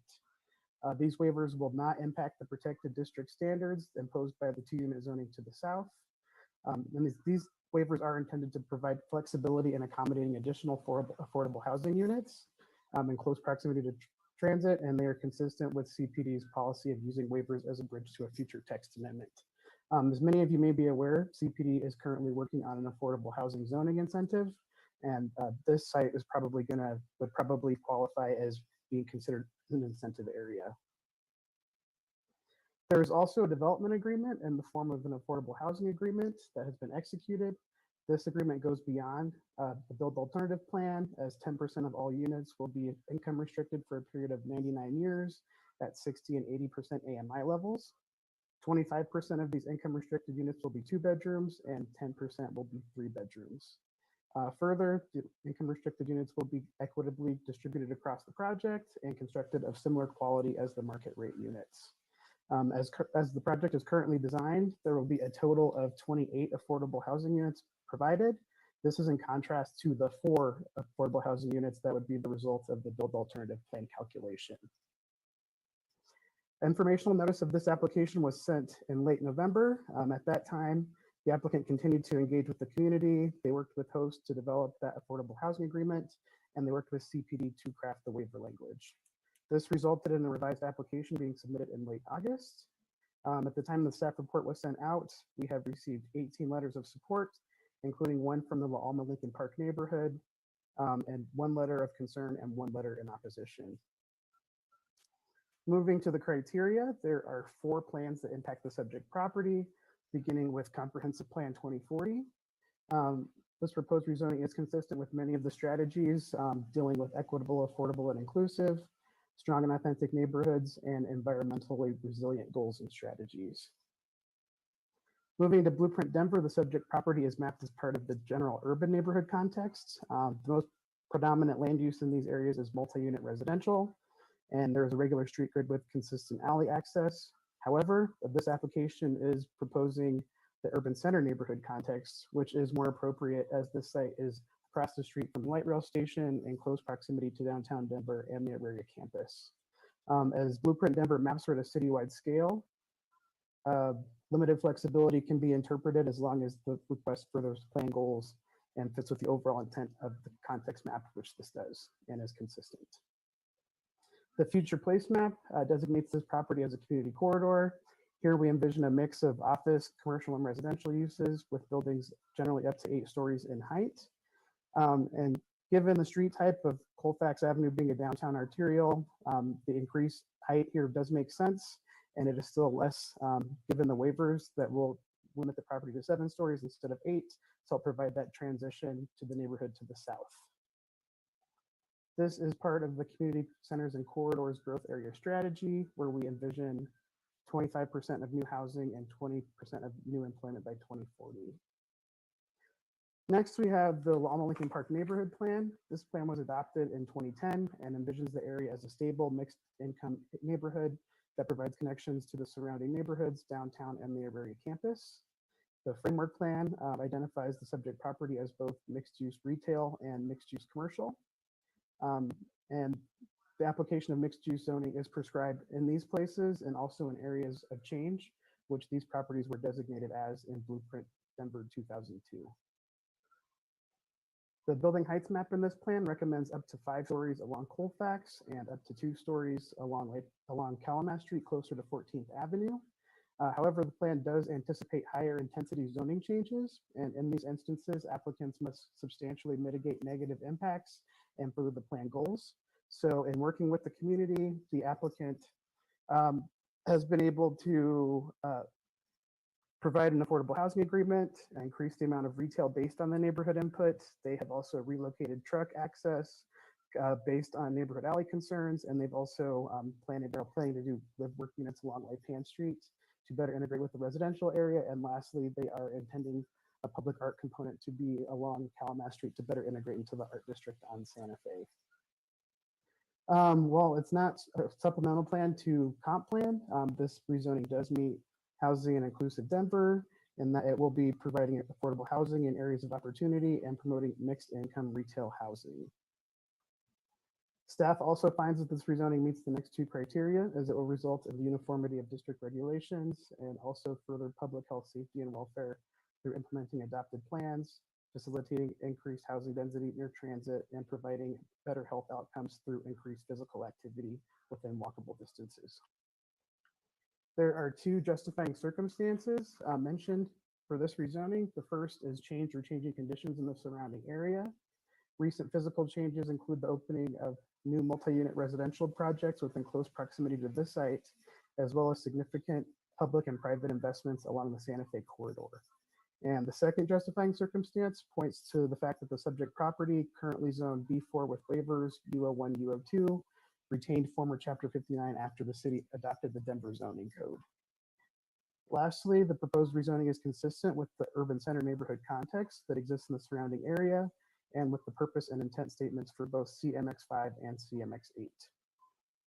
CP staff recommends approval based on finding all review criteria have been met. I'm happy to answer questions, and also we have Andrew from Host who can answer any of the questions about the voluntary housing agreement. Thank you.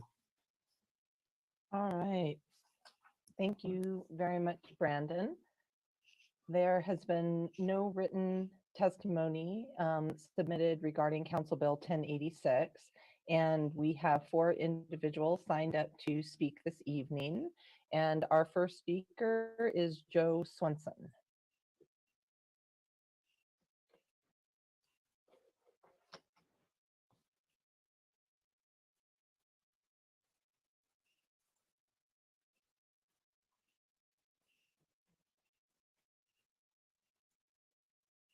All right, I thought we had Joe.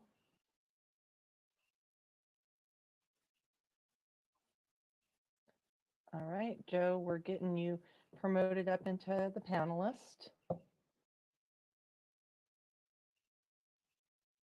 And you might have to unmute yourself, Joe. There you go. This is Joe Swenson. Can everybody hear me okay? Go ahead. Great. My name is Joe Swenson. My address is 950 17th Street in Denver, Colorado. I'm a senior manager of real estate development at the Opus Group based here in Denver. And I'd like to thank you and city staff for your work on this project. We appreciate the opportunity to present to you and look forward to this evening's discussion. Here with us tonight, we have several of our team members. I'll be joined in this presentation by Brian Connolly from Mott & Johnson, and all of us are available to answer your questions. The Opus Group is a 65-year-old company based in Minneapolis and has had a presence in the Denver community for over 25 years. We have a strong community focus and commitment to Denver. We not only donate millions of dollars per year to community organizations, but also volunteer our time to partner for a greater impact. Our company's focus on community has driven our work on this project, and because of that, we began our engagement efforts over 15 months ago. From the beginning, it was important for us to get early input and feedback on the community's vision for this property. We held 6 meetings with the registered neighborhood organization before even submitting our zoning application, and had a number of individual conversations with RNO members throughout this process. In addition, we held meetings with the Neighborhood Equity and Stabilization Group, Host, Denver Housing Authority, the Art District on Santa Fe, and the Santa Fe Business District. Affordable housing is a very important component of the proposed rezoning request. Our project team worked with Host to negotiate an affordable housing agreement that runs with the land for a 99-year period. The affordable component of the rezoning will allow for 60% and 80% AMI units. It will have a wide variety of unit types and sizes. We've also dedicated all of our 3-bedroom units to be affordable. The proposed zoning will create conditions that can benefit the community in a variety of ways. Early on, the neighborhood organization told us that this property is viewed as a gateway to the neighborhood and the art district. The new zoning request will help us achieve the vision of the RNO as follows. The proposed zoning creates an opportunity for a transit-oriented project across from the Colfax Light Rail Station. The new zoning will allow for live-work units where an owner can operate a business on the ground floor while living upstairs, decreasing the expense of operating a small business. The proposed zoning requires street-level activation along the Colfax frontage, allowing for a variety of users, including restaurants or businesses that serve the community. With the proposed zoning, Opus will partner with the Art District on Santa Fe to assist with art curation and public art features surrounding the property.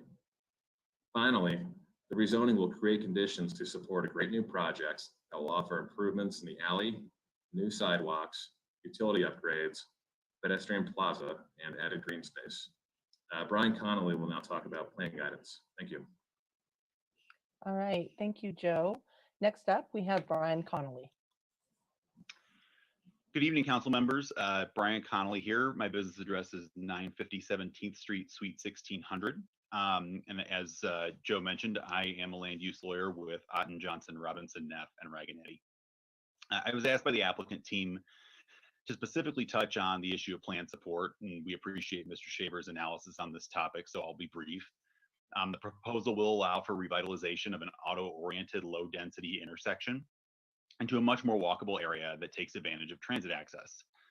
So in that way, the proposal furthers many of the big picture themes of Blueprint in the La Alma Lincoln Park neighborhood plan, including providing access to opportunity, creating affordable housing, establishing conditions to support community-oriented businesses, provides mode shift away from cars and towards other forms of transportation, and it provides efficiency in land use and development.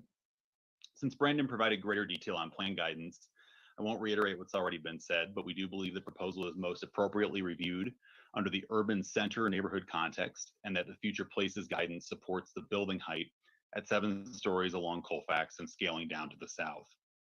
With respect to the comparison to the existing zoning, the rezoning advances several aspects of plan guidance and brings the property into greater conformance with the plans when compared to the existing zoning.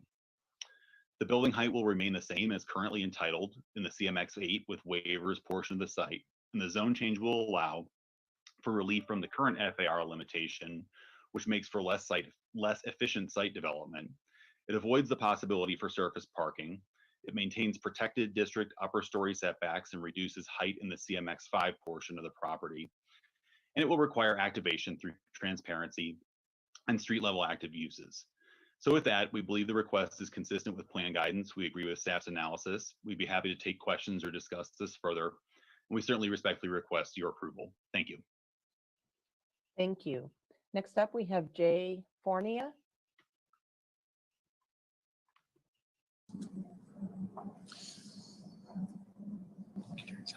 Go ahead, Jay. Hi, my name is Jay Fournier. I'm also with the Opus Group. I am here to answer questions. I'm the design architect on the project, working with Joe and Brian. I don't have anything formally to request, but just offer my mind if you have any questions regarding the architecture, the design, and the urban planning of the project. Thank you. All right, thank you, Jay. And our last speaker on this hearing is Jesse Paris.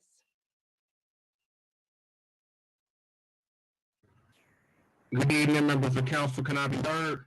Go ahead. My name is Jesse Paris. I'm representing for Denver Homicide Loud, Black Star Action Movement for Self-Defense, Positive Action Commitment for Social Change, as well as the Unity Party of Colorado and Mile High News. And I will be the next mayor of Denver in 2023. I was originally not in approval of this rezoning. I figured it was going to be more gentrification as usual. This area of town has been rapidly gentrified, such as other areas of town, specifically the west side is being gentrified as well. I'm so sorry I look crooked news, Eleanor. That's terrible. I'm so sorry. You were going to plan on keeping the existing restaurants and retail establishments along with the laundromat. I also wanted to know why only 10% of the units are going to be affordable for 99 years. Also wanted to know why the AMI levels are so high, since you guys are talking about affordability. Who is this affordable for? 60% to 80% AMI is not affordable, especially when the average median income in Denver is about $55,000 a year. So I see that the occupants did their research, did their outreach. They reached out to the R&Os. They reached out to several neighborhood groups. I seen there was one letter of concern. I wanted to know what that letter of concern was. I wanted to know what the letter of opposition was. And also I want to know what is the guarantee of this actually being affordable. You said that you came up with a neighborhood agreement. Who is going to enforce this agreement for 99 years? And also, how many affordable units? Is it going to be more than 28? Or is that just the total that's going to be affordable? How many units in total are going to be at this property? And honestly, is this going to be mixed use? Is it going to be residential, commercial, all of the above? So if somebody could please answer those questions, I would greatly appreciate it. Thank you. All right. Thank you, Jesse. And that concludes our speakers. Questions from members of council on Bill 1086. Councilwoman Torres. Thank you, Madam President. Brandon, my first two questions are for you. On the justifying circumstances, you mentioned that public and private investment along the Santa Fe corridor were one of the things that allowed this to go to higher heights or meet some of the criteria. Can you just give me a sample of what those investments were that qualified for you in your analysis? Yes, definitely. So staff looked at recent development that has occurred along Santa Fe since 2010 when the neighborhood plan was adopted. So I think in the application, they specifically call out a mixed use building that's under construction right now along Santa Fe. They also talked about another project that is at Colfax and Osage that just recently opened. And then the public improvements, I believe, are still underway, but there is a project underway by Dottie to make Santa Fe corridor wider sidewalks and public art components to make it more of a walkable place. So I think that staff thought that increasing the height and the density at this location was in going with how the neighborhood is changing and was a satisfying, justifying circumstance. Okay. The parking minimums here, can you tell me a little bit more about how you look at what kind of parking is required here, given either whatever arrangement is made, the type of zoning that it has, and its proximity to transit infrastructure? Yep, that's a great question as well. I do not know off the top of my head what the parking requirements are for the CMX. It depends on if it's for residential or if it's for commercial use. I can get back to you on that. And then there's also a parking reduction for being in close proximity to the rail station. So I believe this project they did get a reduction. Yes. Okay. Thank you, Brandon. Andrew, a question for you at host. If you can give me a little bit more information in the public about the development agreement that was struck. Sure. We worked with there's a voluntary affordable housing agreement that has been struck on this property. It will be in place, as they've talked about already, for 99 years. It takes a total of the 280 units that are anticipated at this particular time, and would say 10% of those would be creating 28 units. This is intended to be there's a for sale clause and there's a rental clause, but the rental is will generate about 25 units at 80% AMI and about 3 units at 60% AMI.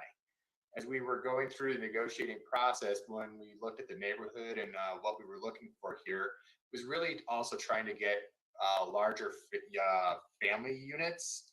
So we were looking at things with like 3 bedrooms. We actually were able to come to an agreement that all of the 3 bedroom units in this project would be affordable. So there's they did go the extra mile to actually get larger family units in this agreement. So did you have any other questions? You mentioned a for sale clause. What does that mean for affordability? So it provides an option. So if you have a rental, if the project's all for rent, then it would be everything would be 80 and 60% AMI. But if they offer it for sale, then it would be actually it's the same. It's 80 and 60% AMI. Sorry, it's sometimes they're different. Okay, thank you. Thank you, Andrew. And then my final questions are for the applicant, Joe or Brian.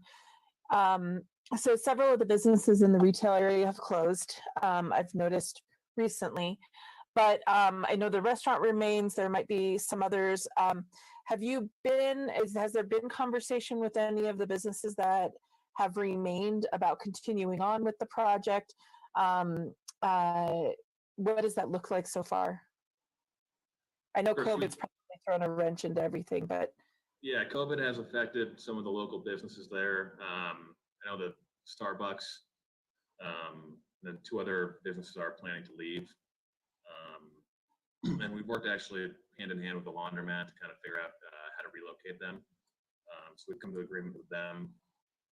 Part of our purchase agreement, it doesn't allow us to speak with the tenants directly, so we've had to go through the landlord. But the project is designed where we could bring back these local tenants, keep them in the project if necessary and if they want to stay. Part of our outreach and engagement over the last 15 months, we met with Irene Aguilar at Nest, and there are programs to try and help out with a time in between when construction starts and when the building would be open for these retailers. And Opus is committed to really help these tenants and act as a liaison between the tenants and Nest to try and figure out a way to make that work. okay, that's helpful. So Andrew gave a little bit of a rundown of the development agreement. And I remember in committee, it was clarified that you can designate the affordable units for a certain population. I think my question was, how do you make sure that it's not students, that it really is families and not a set of roommates that might be occupying the 3-bedroom? How would that actually work in your view? Sure. So first of all, we're renting by the unit and not by the bed. And that is typically a natural deterrent to students. They're looking for, to rent a bed and not be held accountable for an entire unit. We rent on a 12-month rental cycle, and it's not based on the academic calendar. It's also my understanding that fair housing policy allows us to cater towards a family. That's what we intend to do. Okay. On the art curation, I know that and I saw the letter from the district. Thank you for working with them. What does that look like? Does that look like art shown in the lobby, or I thought I remembered artist studios being discussed at one point. What's the plan for this one? Yeah, so we have a few options. I think first off, we'd have an opportunity in the right-of-way and the sidewalks to have some type of sculptures and some type of a pedestal to really make this feel like a gateway to the art district on Santa Fe. We also have the opportunity to have the assistance from the district and art in our community spaces in the building. And I think the kind of the best option is on the east side of the project, or the proposed project along Calumet. We have a co-working space where it would be floor-to-ceiling glass, and the idea would be on like a first Friday, or if there's some kind of event that the art district on Santa Fe is hosting, that we could have gallery space there that a local artist could have their work shown and leave it there for 2 to 3 month period, or whatever would be appropriate for that artist. Thank you so much. And then on the actual development, the build, one of the big pain points of this particular corridor has been the sidewalk along Colfax. And Councilman Hines might remember when we were first sworn in, a constituent from downtown who uses a wheelchair to get around, made sure that it was on both of our radar that he can't use this particular sidewalk. The utility infrastructure is directly in the middle of it. Can you give us a sense of what you envision that looking like for pedestrians, for access? Sure. So part of the site development plan process, we worked with the city, and we're basically dedicating the first 20 feet between the building and Colfax Avenue as public right-of-way. And so that'll be an extended sidewalk as well as a tree lawn. And then we are upgrading all the sidewalks along Lipan and Calumet. And then another thing of note is that Opus, we usually bring on an accessibility consultant to make sure not only the public right-of-way is accessible, but also within the building. Great. Thank you. Those are my questions, Madam President. Thank you so much. All right. Thank you, Councilwoman Torres. Councilwoman Ortega? Thank you, Madam President. Joe, if you could just stay on, I've got a few questions for you as well. Sure. First of all, did you guys try to acquire the property to the south of the laundromat?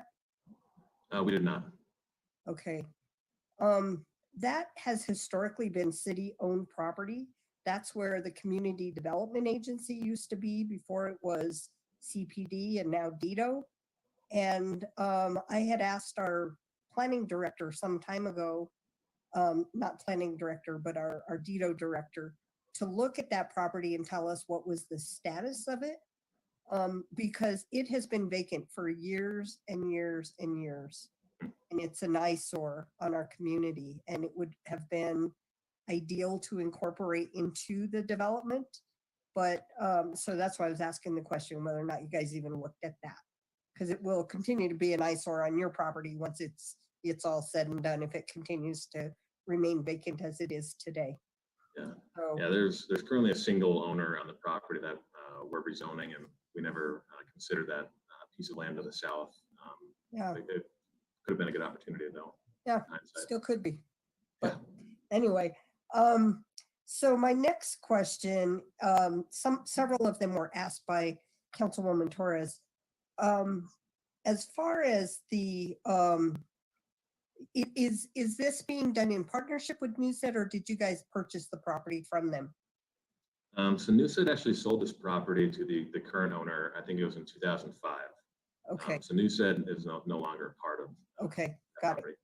All right, that's good to know. I guess I don't know, I lost track of that back then, didn't realize that happened that far ago. Want to know if you guys have done a traffic study and if that's going to warrant anything new or different with that many units being put on the property. And can you give us an idea of roughly, based on the commercial square footage that you're looking at and the residential, how many cars will be on the site? Sure. So we I know haven't done it's this got a yet. significant reduction because of its proximity to rail, but you're not going to build a project without some parking, right? Right. So the code requires us to have 0.75 stalls per unit. We're currently designing it at 0.9 stalls per unit with retail spaces as well. We haven't yet done a traffic study, but that'll be a part of the site development plan process as we get into that further. We submitted our initial plans in October, and we're expecting comments here hopefully in the next 2 to 3 weeks. And at that point, we'll have to engage in a traffic study. And the current retail on the site, I think there's about 15,000 feet. And so we'll have 10,000 feet of traditional retail and then 6 live work units. And those are about 1,500 square feet each. So when you say traditional, you're thinking restaurant, some of the neighborhood serving kinds of businesses? Yeah, so the way it's designed on the northeast corner, that could be a restaurant, like a sit-down restaurant, and that's about 3,000 feet. And then the inline retail between the Lipan, kind of mid-block along Colfax, that's going to be very flexible, where it could be a sit-down restaurant or it could be some type of a drop-off laundromat. Really could be anything. So. Okay. So have you all begun talking to CDOT about whether or not you're going to be pursuing any kind of curb cut off of Colfax? So we're actually going to be removing the existing curb cut, and that does require a permit from CDOT. And so as soon as we get these initial comments back from the SDP process, that'll allow us to begin the civil design documents to engage CDOT and start that process. And that's So that typically means you're not going to have a curb cut on Colfax, is that right? You're just going to have correct. this off of Calumet? Yes, we'll have one access point off of Calumet, one off of Lipan, and then we'll also have an access point through the county. So good. Okay, okay. That's helpful to know. I appreciate that. Let me just move through. I've got a few more, if you don't mind, Madam President. We already talked about the parking reduction, number of parking spaces, the city-owned lot, curb cut, traffic study. I think, can you tell us whether or not you're looking at securing any low-income tax credits for the project? For the We are not. Yeah, really the only benefit that we are looking for this is the extra height and zoning. So it will not be asking for any other assistance. Okay. All right. Those are my questions. Thank you very much. All right. Thank you, Councilwoman Ortega. Next up, we have Councilman Hines. Thank you, Madam President. I wanted to thank Councilmember Torres for bringing up the point about access along Colfax. I also want to thank the applicant for, I think you said 20 feet of right of way. Wow. So I use a wheelchair for mobility. After Councilmember Torres brought up the lack of access, I have tweeted about that location to and from, from where I live to go over to Metro. I would go along this area, and I would go in the parking lot because there was no way for me to get between the rock obstruction and the trees. And so I want to thank you for your commitment to pedestrian access. Colfax obviously is a huge transit corridor. Perhaps the busiest in the city. I don't know. I haven't looked at the data, but at least for pedestrians and mixed use. So I want to thank you for considering the pedestrian access and that large sidewalk access. I think that will really help you with encouraging people to live, work, and play there, and use whatever businesses in the immediate area. So just wanted to throw that comment out. Thank you, applicant. Thank you, Councilmember Torres, for bringing that up, and thank you, Madam President. Thank you, Councilman Hines. The public hearing for Council Bill 20-1086 is closed. Councilmember Torres, would you like to make any comments since it's in your council district? Sure. Thank you so much. This was, your group was actually one of the first that I met with about this particular property. So I know that you've been working on it for a very long time and appreciate all of the measures that have been taken to make sure that different partners within that neighborhood felt really good about the project, that community members felt like it was reflective of Lama Lincoln Park. And I hope, I would love for that to continue, not just with the art district, but with that community that's very much an established and historical Chicano neighborhood that's deeply reflected in the art and the culture surrounding that. It's also highly mobile, and I love the access that you're granting, particularly at Colfax, as we were discussing. But also, I think what I'm hoping will be the transparency of the building. I remember a hotel, a small hotel, boutique hotel that I visited in Louisville, Kentucky, where their lobby is effectively a gallery and an artist studio for the public. And it just made it a really unique space that you don't see too often, especially as you get into the downtown corridor. So I just want to thank all of the partners that have been involved in this and that have done it so deeply. And I know this was a project that Susan Stanton was working on, and it was just really a pleasure to be able to work with her for such a short period of time, and knowing that she had been involved and was involved when we first met,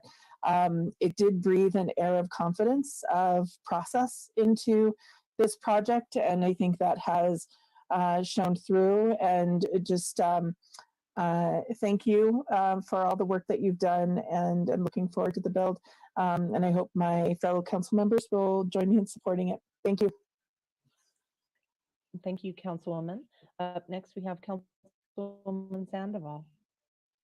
Thank you, Madam President. I just wanted to echo what Councilman Torres says. I was working in Councilwoman Montero's office in 2012, 2013 when we did this study, pedestrian study and access along Colfax there. And we had talked about the redevelopment of this site, and here it is now. I'm a council person being able to vote on it. So it's pretty cool. In Susan Stanton's memory, I remember being elected, and she called me and talked to me about this site and how excited she was about it and the affordability and what were my thoughts about it. And even though she's not with us today, her legacy still lives on through all of these buildings. And I miss talking to her and going over things with her, and she would be sitting here with us tonight, surely proud of all the hard work that went into this. So in her honor and her memory, thank you, Councilman Torres, for bringing that up, because it's been a dear loss to the land use community with her this year. With that, I will also be supporting it this evening. Thank you. All right, thank you, Councilwoman Sandoval, and thank you both for bringing up Susan's memory. She is definitely near and dear, and had her networks all over the city, if not the region. And so I'm happy to support this tonight as it meets all of the criteria. Madam Secretary, roll call. Torres, Aye. Black, Aye. Cedabaca, Aye. Clark, Aye. Flynn, Aye. Herndon, Aye. Hines, Aye. Ashman, Aye. Kinich, Aye. Ortega, Aye. Sandoval, Aye. Sawyer. Aye. Madam President. Aye. Madam Secretary, close the voting and announce the results. 13 ayes. 13 ayes. Council Bill 20-1086 has passed. Councilmember Sandoval, will you please put Council Bill 1127 on the floor for final passage?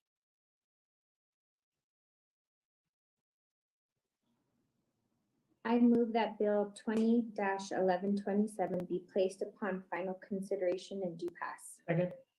Thank you. It has been moved and seconded by Councilman Hines. The required public hearing for Council Bill 20-1127 is open. May we please have the staff report? Yes, can you hear me and see my screen? Okay, Yes. awesome. So my name is Libby Adams, and I'll be presenting the map amendment at 2655 and 2659 Downing Street. This application is located in Council District 9 in the 5 Points neighborhood. The property is located on the corner of Downing Street and Tremont Place. It's approximately 8,080 square feet and is currently occupied by an industrial warehouse and a single unit home. It's currently in the General Urban Residential Office 3 zone district, and the applicant is proposing to rezone to urban mixed use 3 stories. As stated previously, the existing zoning is GRO 3, which is a multi-unit residential and office district, allowing the urban house, duplex, townhouse, and apartment primary building forms. The maximum height allowed is 3 stories or 35 to 40 feet, depending on the primary building form. The site is currently occupied by an industrial warehouse and a single unit home, as mentioned. It's surrounded by mostly other residential uses, with more commercial closer to the Welton corridor. This shows the existing building form and scale. The subject site is on the bottom right. You can see there's some new townhomes across Tremont Place, some existing row homes just to the northwest, and then a duplex directly north of the site. The map amendment was complete at the beginning of May, and a postcard notifying property owners within 200 feet of the site was sent out on May 6th. This was originally scheduled for planning board in mid-September, but one of the neighboring property owners actually noticed that it was noticed to the incorrect council district. So this was noticed to Councilmember Cashman instead of Councilwoman Cedabaca. So then it was pushed back. So the public hearing for planning board was held on September 30th, once that new notice had been sent out 15 days prior, and they unanimously recommended approval. We did receive 5 public comments about this case. 3 were emails in support of the proposed rezoning, and then 2 were emails from neighboring property owners requesting more information. One wanted to know about parking, which would be determined at the time of the site development plan. And then the other, they wanted some assurances that this would include some commercial development and not just be residential. There are 5 review criteria in the Denver zoning code, which I'll go over. The first criterion is consistency of adopted plans, and there are 3 that are applicable to this site. The rezoning is consistent with several of the strategies in Comprehensive Plan 2040, but I'll just go over a few of them. This map amendment will promote equity by ensuring all Denver residents have access to basic services and amenities. It will promote strong and authentic neighborhoods by encouraging quality infill development that is consistent with the character of existing neighborhoods. And it will promote an environmentally resilient Denver by promoting infill development where there's already infrastructure in place and encouraging mixed-use communities. Blueprint the future neighborhood context in Blueprint is urban. These areas are characterized by multi-unit and mixed-use areas embedded in single and 2-unit residential areas. The block patterns are regular and there's a high degree of walkability. Blueprint identifies this property as a local corridor place type. These place types provide options for dining, entertainment, and shopping with building heights up to 3 stories. Downing Street in Blueprint is a residential arterial. These see the highest amount of through movement and are mostly characterized by residential uses with some small retail nodes and other similar uses. The growth area strategy is all other areas of the city. This is where we anticipate to see 10% of new jobs and 20% of new housing by 2040. This site is also within the Northeast Downtown Neighborhoods Plan, and the land use concept identified in this plan is transit-oriented development. This is where we want to see a mix of uses, particularly near transit stations. And then the height concept in the Northeast Downtown Neighborhoods Plan is 3 stories, which is consistent with what the applicant is proposing. Staff also finds the requested zoning meets the next 2 criteria. The rezoning will result in uniformity of district regulations, and it will promote the public health, safety, and welfare, primarily by implementing adopted plans, but also fostering the creation of a walkable mixed-use area near transit. Staff finds there's a justifying circumstance for this map amendment with the adopted plan guidance of a transit-oriented development as designated in the 2011 Northeast Downtown Neighborhoods Plan.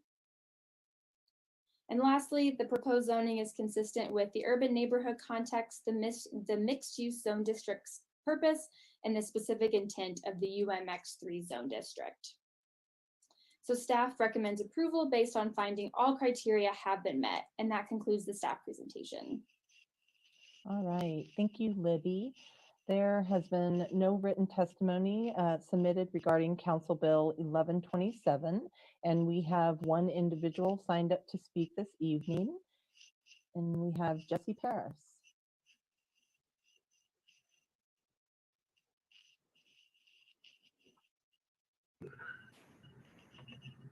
Go ahead, Jesse. Good evening, members of council. My name is Jesse Paris. I live in District 8 in Christopher Herndon's district, and I represent for Denver Homicide Loud, Black Star Action Movement for Self-Defense, Positive Action Community for Social Change, as well as the Unity Party of Colorado and Mile High News. And I will be the next mayor of Denver in 2023. I wanted to know what the AMI level was going to be for this proposed rezoning. What is going to happen to the already existing structures that are on this site? Was the neighbors of the home that occupies this site notified of this rezoning? This is right next to Councilwoman Candy Cedarbaca's office, so I'm very familiar with this area. I pretty much grew up in this side of town known as the east side, called the Hood. So I want to know what is being done to minimize or lessen the rapid gentrification that is going on in this side of town as well. And was there a neighborhood agreement put in place to guarantee that there is going to be actually affordable units built on this property for 99 years? And was there a traffic study done? And what is going to be done to minimize or lessen the traffic that already exists in this area? This is a very frequent location. Downey is the main arterial to this part of town. So I would really like to know if somebody could answer those questions, I would really appreciate it. Thank you. All right, thank you, Jesse. That concludes our speakers. Questions from members of council on Bill 1127. Oh, all right, Councilwoman Seda Baca. Thank you, Madam President. I see Ms. Hoover joined the call and would love to give her an opportunity as the applicant to speak a little bit about what's proposed for this site, and just let my council colleagues know what's planned here. Good evening. Can you hear me? Yes. Go ahead. Good evening. This is Lorraine Hoover, and I reside at 1556 South Lansing Street in Aurora, Colorado. I'm a native of Colorado. This building, 2655 Downing, was my father's from plumbing business, which we are third generation native of Colorado. It was my grandfather was Roundtree and Son on the Five Points in the 1960s. And then my dad became more commercial and moved over to, it was artistic plumbing at 2655 Downing. My dad is sight impaired and lives in the unit at 2659 Downing. And this location for us as African Americans is very important that we stay in the community so we can develop it along with all of the plans that have been taking place. And at this point in time, we wanted to make sure we could grow to have units as well as commercial or commercial as well as retail, and then also the capability to grow up 3 with residential. At this point, the goal is just to be in line with the community. We have no future plans except for to align with the zoning.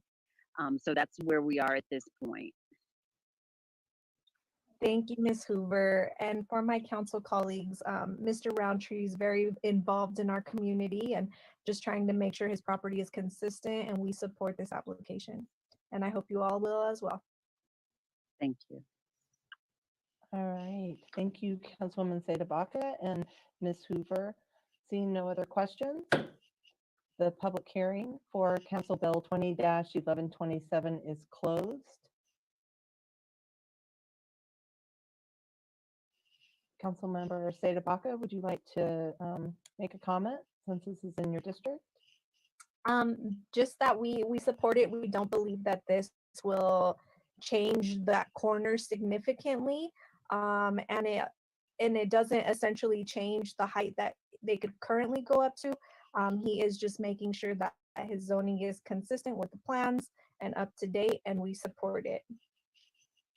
All right, very good. Thank you. Seeing no other hands raised, this looks like it meets the criteria, and I will also be supporting it tonight. Madam Secretary, roll call. Seda Baca? Aye. Clark? Aye. Flynn? Aye. Herndon? Aye. Hines? Aye. Cashman? Aye. Kinich? Aye. Ortega? Aye. Sandoval? Aye. Sawyer? Aye. Torres? Aye. Black? Aye. Madam President? Aye. Madam Secretary, please close the voting and announce results. 13 ayes. 13 ayes. Council Bill 20-1127 has passed. Councilmember Sandoval, will you please put Council Bill 1128 on the floor for final passage?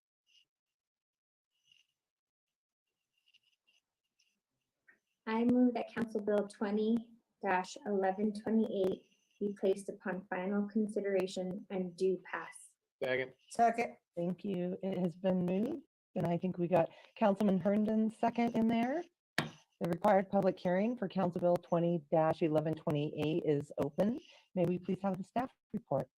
Yes, Libby again, and I'll be presenting the staff report for 4820 West Hayward Place. This is located in Council District 1 in the West Highland neighborhood. The property is located near the intersection of West Hayward Place and Wolf Street, north of West 29th Avenue. It's approximately 9,450 square feet and is currently occupied by a single unit home. It's currently zoned urban single unit C, and the applicant is proposing to rezone to a zone district that allows for an accessory dwelling unit, USUC1. As I stated previously, the existing zoning is urban single unit C, which allows for residential uses and some civic uses in the urban house primary building form. The site is occupied by a single unit home. It's surrounded by mostly other single unit uses with some 2-unit uses within scattered around the West Highland neighborhood. And then there's some more commercial uses located along West 29th Avenue. This shows the existing area. The subject property is on the right-hand side. There's another single unit home that's just to the west, and then one of the commercial structures along West 29th Avenue. The map amendment was complete in mid-August, and a postcard notifying property owners within 200 feet of the site was sent out on August 15th. And then this went to Planning Board on September 30th, where it was unanimously approved on the consent agenda. And to date, we've received one public comment from a neighbor in support of the rezoning. The Denver zoning code has 5 review criteria, which I'll go over. The first criterion, consistency with adopted plans, and there are 3 plans that are applicable to this site. The rezoning is consistent with several of the strategies in Blueprint Denver, but I'll just go over these 2. This map amendment will promote equity by creating a greater mix of housing options in every neighborhood, and it will lead to an environmentally resilient Denver by promoting infill development where infrastructure is already in place. The future neighborhood context in Blueprint Denver is urban. These areas are characterized by 1- and 2-unit residential areas with some mixed use and multi-unit residential embedded throughout with regular block patterns and alley access. Blueprint identifies this property as a low residential place type. These place types are mostly single unit residential uses, and accessory dwelling units are appropriate and can be compatibly integrated. And West Hayward Place is a local street, and these streets are mostly characterized by residential uses. The growth area strategy is all other areas of the city. This is where we anticipate 10% of employment growth and 20% of housing growth by 2040. The rezoning is also consistent with the land use and built form housing policy 4 to enable ADUs in all residential neighborhoods. And then in Housing Inclusive Denver, which is not adopted as a supplement to the comprehensive plan, but it was adopted by City Council. This rezoning is consistent with the Attainable Home Ownership Recommendation 1 of promoting the development of accessory dwelling units. Staff also finds that the requested zoning meets the next 2 criteria. The rezoning will result in uniformity of district regulations, and it will further the public health, safety, and welfare by implementing adopted plans and providing an additional housing unit that can be compatibly integrated into the surrounding neighborhood. There's also a justifying circumstance for this map amendment with the newly adopted guidance for ADUs in all residential neighborhoods that's found in that policy 4 in Blueprint Denver. Lastly, the proposed rezoning is consistent with the urban neighborhood context, the residential zone district's general purpose, and the specific intent of the USUC1 zone district. Staff finds all review criteria have been met and recommends approval of this map amendment. And that concludes my presentation. All right, thank you, Libby. No written testimony has been received regarding Council Bill 1128, and we have 2 individuals signed up to speak this evening.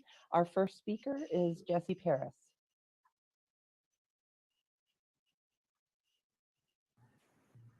Good evening, members of council.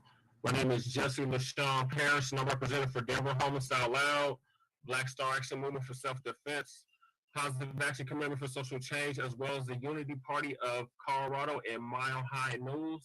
And I will be the next mayor of Denver in 2023. I'm in favor of this rezoning tonight.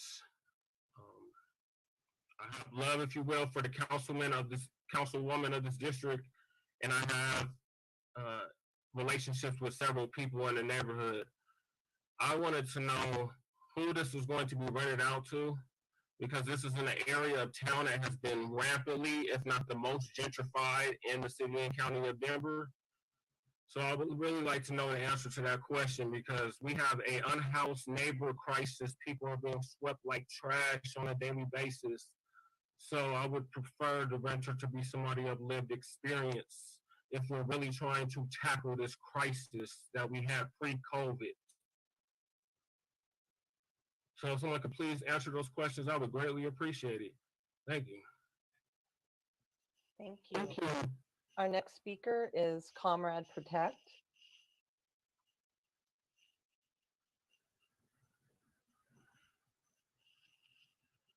Hello, council members, employees of City and County of Denver. I want to point out that you're not here, by the way. Again, so you are running business as usual, talking about rezoning 5 Points, which is unfortunate because 5 Points has a really amazing cultural history, and you are planning on completely and totally just destroying it for more rich white people, instead of coming up with actual responses and solutions for the, I think it's now 10,000 unhoused people. I mean, I'm sorry if I mispronounced it. Jess even mentioned it, but there are unhoused people in this zone. So why are we discussing rezoning and rebuilding or building new property? 10%? Retweet. Get everyone in here watching Comrade. Why are we discussing that? Why are we acting like it's business as usual during the middle of a pandemic? Why are we discussing business as usual, giving more rich white landlords money instead of shutting down, paying the working class, the people who serve you meals, who deliver your food, who stock your groceries, who are putting themselves at risk daily? For what? You don't care. Not a single one of you care, except for maybe Candy. I like Candy. She's cool. And Hines. But you know what? Look, nobody is here. Nobody is here. You are staying cozy in your warm homes, eating all the lovely food that we pay for. For what? Thousands are going to die on the streets after being constantly brutalized by the Denver Police Department. And I'm going to go a little off topic, and you might get upset, Madam President, but I don't give a fuck. $16 million. If you could please refrain $16 from million obscene for or tasers and profane body speech. cams. And I quote that the Denver police chief said that you would use those tasers on people with autism. How ableist can you be? Don't tell me how to speak, Madam President. I have a First Amendment right. Fuck you. Fuck Mayor If you Hancock. could please And fuck the refrain entire from Denver City profane Council. or obscene speech, that concludes our speakers. Questions from members of council on Council Bill 1128.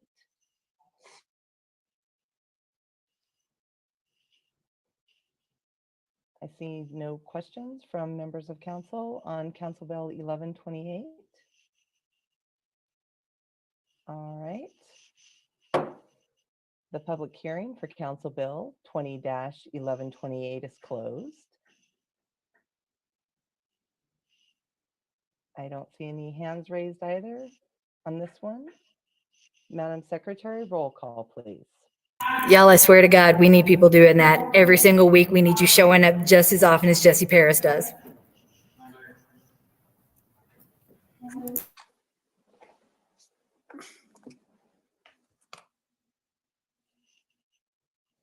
Madam Secretary? Sorry, Sandoval, Aye.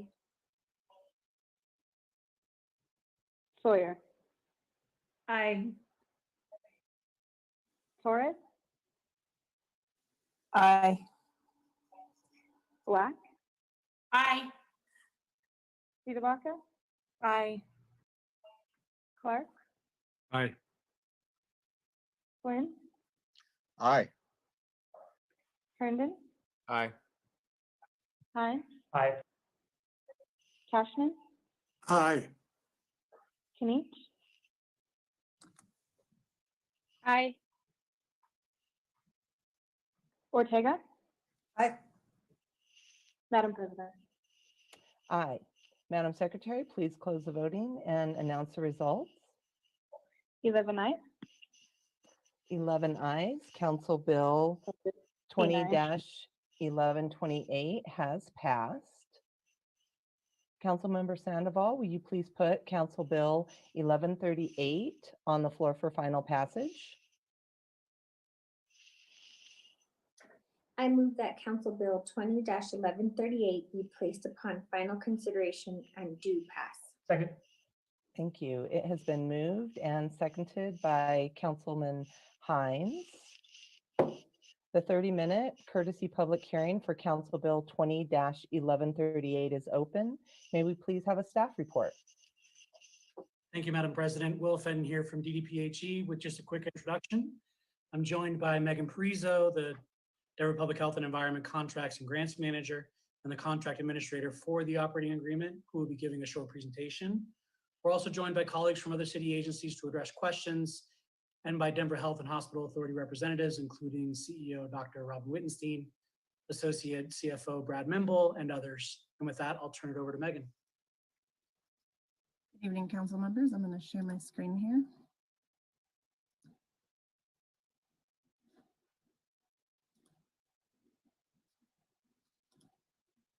Can everyone see? Great. Thank you for having us this evening.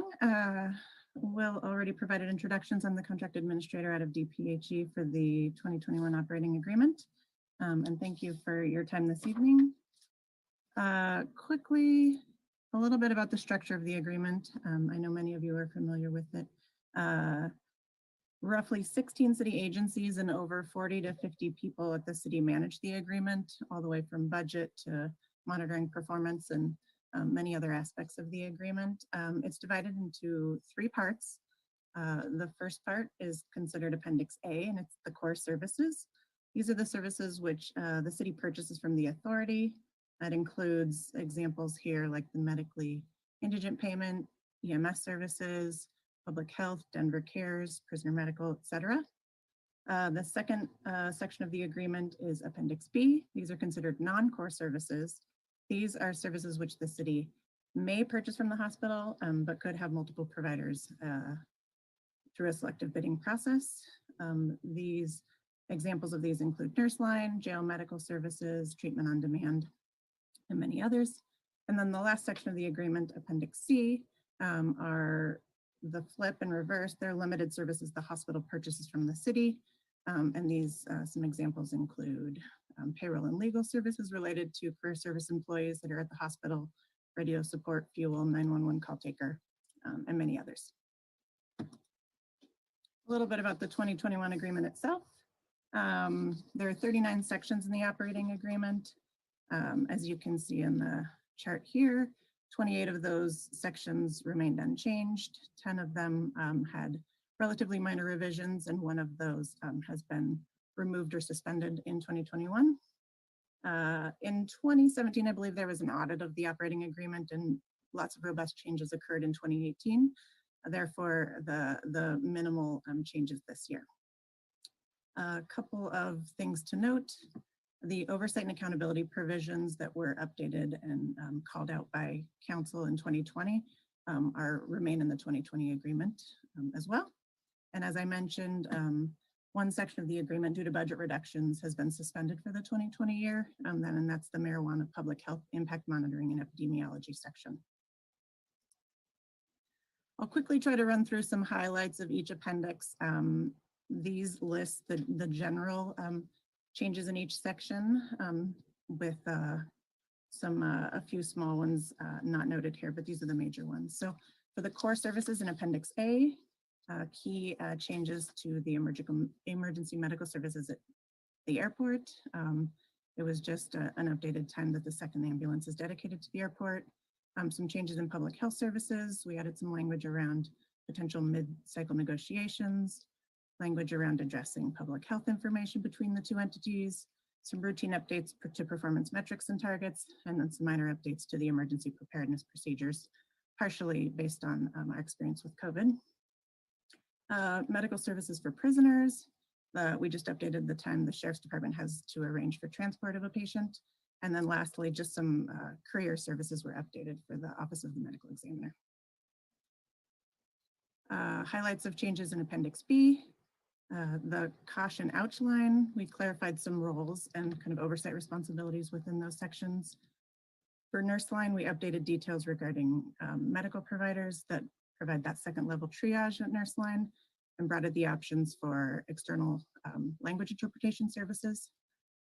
For healthcare at the jail, added health services administrator position to oversee the nursing functions, removed an additional limited term healthcare staff, and added some assurances that the city will provide some space for health services to perform the requirements outlined in the contract. As mentioned before, the marijuana public health impact monitoring and epidemiology section has been removed in 2021. And then the at-risk intervention and mentoring program updated some numbers related to the number of individuals that they will provide service to and the number of positions and associated costs, although there was no overall increase to the cost of the program. And finally, highlights in Appendix C. There was obviously just one, and that was just to add internet access and maintenance for the mobile routers and the paramedic vehicles. A little bit about the budget. Similar to city agencies, the city requested that the hospital take a reduction in 2021 to their operating agreement cost, and the total contract amount for 2021 is 61 million plus. It's comprised of the $27.7 million payment for patient care services, and the remaining 33.8 million roughly for other core and non-core services. Obviously, it also includes that approximate revenue for the city provided services at roughly $3.7 million. The graph on the left provides a distribution of the core services budget, and the graph on the right talks a little bit about the total cost of the medically indigent patient population, the orange portions of the bar graph representing the city's portion of those payments. And in conclusion, just want to thank you all for your time. I know that this is a rather extensive agreement and there's many services, so appreciate that it's such an important decision being considered today.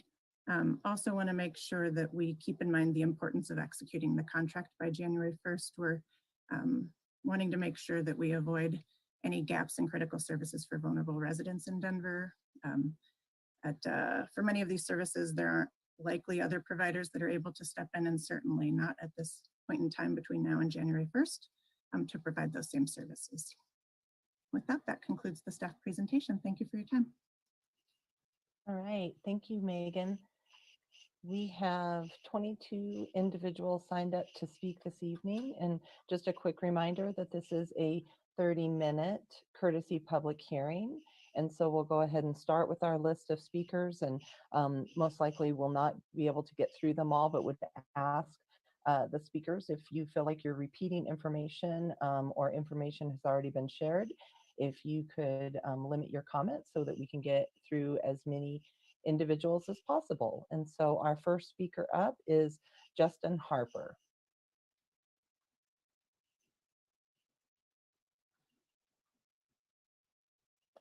There you go. Go ahead, Justin. Hello, can you hear me okay? Can you hear Go me ahead. okay? Yeah.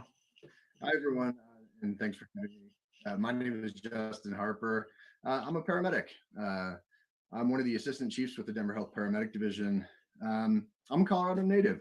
I grew up in Denver, in the Capitol Hill neighborhood, as a matter of fact. I'm a product of the Denver Public Schools, and I'm an East Side graduate, a proud East Side graduate, I should say. I currently live in the Park Hill neighborhood of Denver with my sons, who are also attending Denver Public Schools.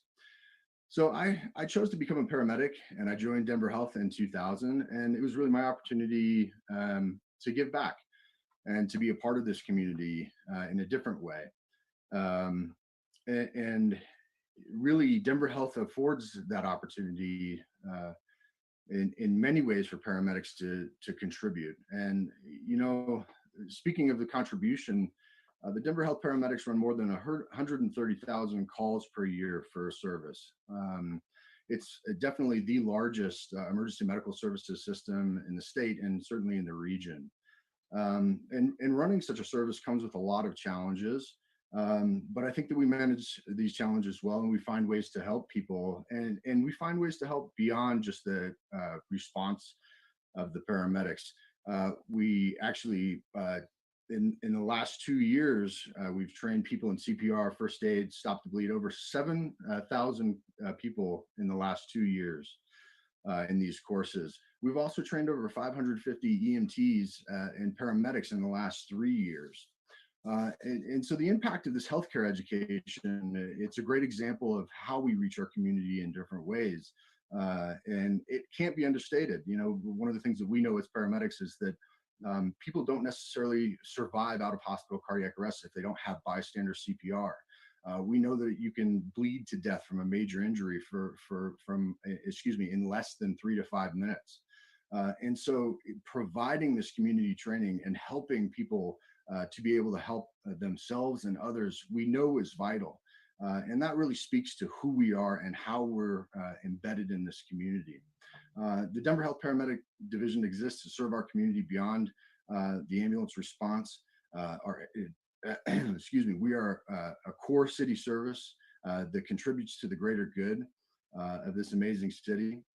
The Denver Health Paramedics are based out of an incredible hospital with integrated healthcare services, and leveraging the departments that we have within the hospital and bringing that care to the city is really what we're all about. So thank you for the opportunity to speak on behalf of the Denver Health Paramedic Division, and thanks for having me. All right. Well, thank you, Mr. Harper. Next up, we have Comrade Defense.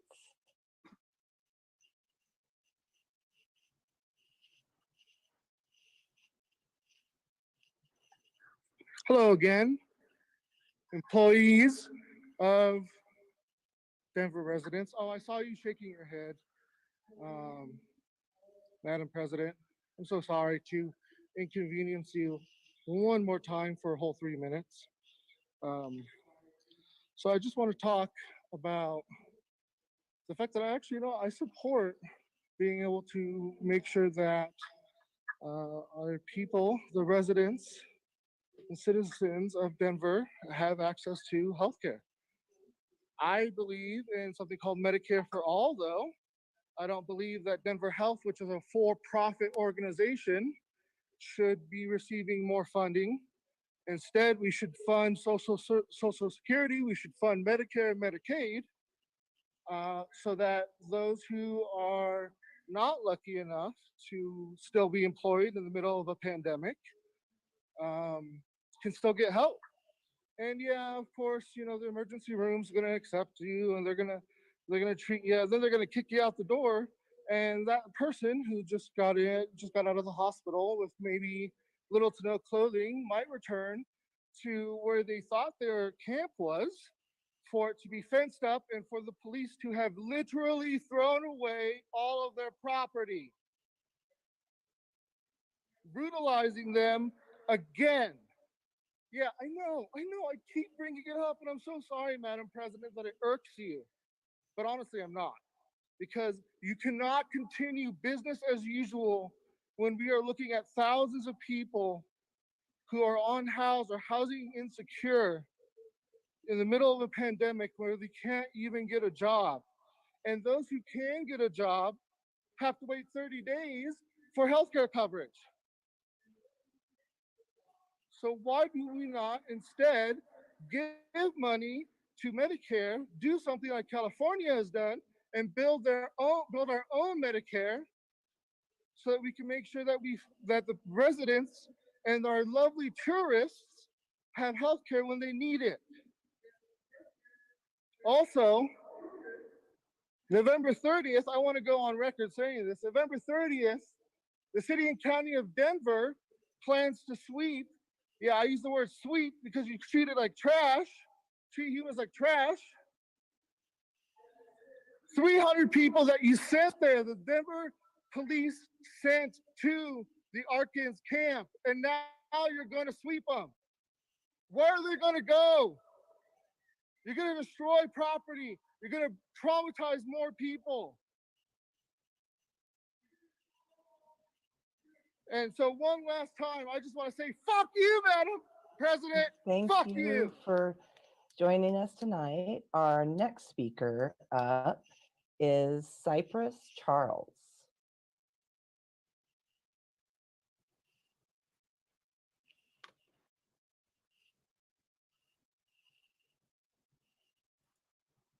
Looks like we're trying to get Mr. Charles connected up.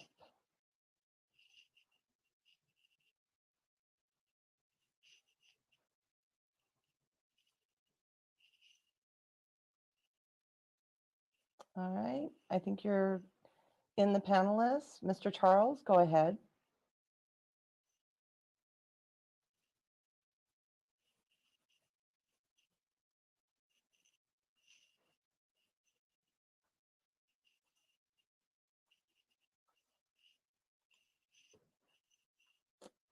All right, we must be having some technical difficulties, so we'll go ahead and go to our next speaker, Sandra Parker Murray. Hello, good evening. My name is Sandra Parker Murray. I am a member of the Community Workers Alliance for a Healthier Denver. I served on the Paid Family Leave Task Force in 2019. I am here to speak in support of the passage of the Denver Health Operating Agreement and request that you also take measures to protect workers as they protect us. To keep us in the community safe, Denver Health frontline workers must have proper protections, living wages, readily available COVID-19 testing, contact tracing, full paid pandemic leave when they test positive, and just as importantly, the freedom from intimidation and fear in joining their union. Denver Health workers cannot do their jobs as caregivers if they do not have these basic protections. I've been a paid family leave and union activist for 2 decades. I am here to ask you to hear my message. Those closest to the problems are closest to the solution. Listen to them. Denver Health workers and community members have been going to the Denver Health Board throughout the pandemic to raise issues about their safety, their working conditions, patient care, community health, wages, racism, and the right to have a union without retaliation or intimidation. They are saying that existing power relationships in the workplace have not been enough to keep people safe. Denver Health's union busting has real consequences on people's lives. My elderly mother suffers from Alzheimer's. She's contracted COVID-19 from a low-wage care provider in her nursing home. I believe that if my mother's caregiver had all the workplace protections she needed, living wage, paid family leave so she could afford to stay home when sick, a union, proper PPE, she might not have made my mother sick. In Colorado, Black residents like my mother make up roughly 6.5% of deaths and 10% of hospitalizations, despite being 4% of the population. Hispanics are 22% of the population, but have a much higher percentage of cases, 38%. I know that listening to the voices of frontline workers is necessary in eliminating racism in healthcare. The amazing Denver Health staff have come together to form a union with an agenda of dismantling racism. And currently, top executives' approach to that group of workers is to discourage staff from joining the union and to otherwise ignore its existence. Leaders cannot keep workers safe in a pandemic or dismantle racism while at the same time running an anti-union campaign. They cannot claim to listen to workers and ignore their collective voices. We understand now in this new pandemic world how dangerous that is. What is needed now is worker protections, not worker intimidations. Thank you for your consideration. Thank you. Our next speaker is Lisa Gawenis. Sorry about that, Lisa. Go ahead and correct me. That's no problem. When I saw it the first time, I stumbled upon it as well. Good afternoon, everybody. My name is Lisa Guinas, and thank you for having me. I have been with Denver Health 8 wonderful years. It's really been the opportunity of a lifetime. I am a professional addiction medicine systems developer. I've been in the field treating this patient population all of my career, and I cannot imagine a different job. So today I'm going to talk to you about treatment on demand, and specifically talk to you about the opioid crisis and how we treat persons with opioid use disorder. Historically, most patients have received medication-assisted therapy through an opioid treatment program, and opioid treatment programs have very limited access. Typically, we are open Monday through Friday, 5 a.m. to 1:30 p.m., so leaving a substantial amount of time available for persons that may be seeking treatment without access to care. It was within the city's collective impact initiative that treatment on demand was imagined. This program, led by Denver Health and Denver Department of Public Health and Environment, is a collaborative partnership which successfully transformed Denver's system of care for our community members and really helped to leverage our collective ability to fight the opioid crisis. At Denver Health's emergency department, we have medical staff and licensed clinical social workers beginning medication-assisted treatment services and treatment referral planning on site 24 hours a day, 7 days a week. This is why we call it treatment on demand. All MAT inductees engage in a biopsychosocial evaluation. They work with the physician to induct on buprenorphine, and we do triage planning efforts that begin on site at the bedside and focus on activities needed to prepare the community member for access to their ongoing care. The impact of this program has had on the community, when we put into context that Denver County ranks among the top 6 counties in Colorado with the highest rates and numbers of both opioid use and fatal overdose. This program was the first line of defense. The Denver Health Emergency Department is the first in the state to provide MAT induction and continues to be the only emergency department in the state to dedicate specialized social work teams to fully enroll persons into treatment. This program has successfully increased admissions by 54%. Denver is leading medication-assisted treatment and having access 24 hours a day, 7 days a week. And it is my professional pleasure to work with Denver Health and the city to make this program available for our residents. Thank you and good evening. Thank you. Our next speaker is Valerie Collins.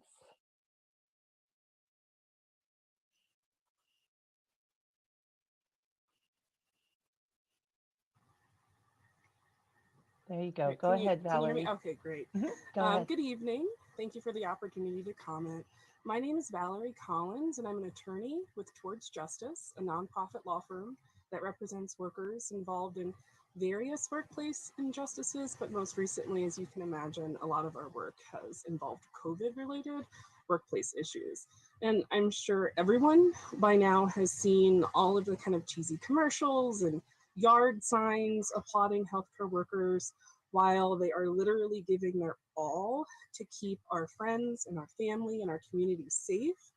And while that community recognition and support is wonderful, what is far more critical is for healthcare institutions such as Denver Health to support their workers. And one of the most fundamental ways institutions can do this is to create an environment where open communication, including criticism, is at the very least doesn't lead to retaliation or the fear of retaliation. And today I'm here to tell you about a complaint that Towards Justice filed with the Colorado Department of Labor and Employment on behalf of Denver Health Workers United, who in turn are filing on behalf of the state of Colorado, because Denver Health has fallen short in this area.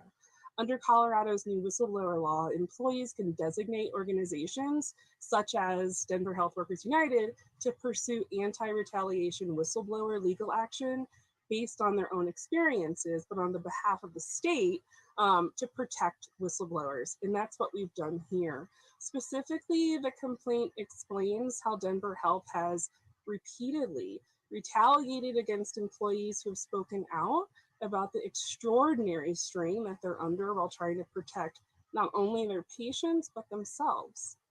Other employees have faced backlash for asking Denver Health to confront the longstanding public health emergency of systemic racism, which has only been aggravated by the ongoing pandemic.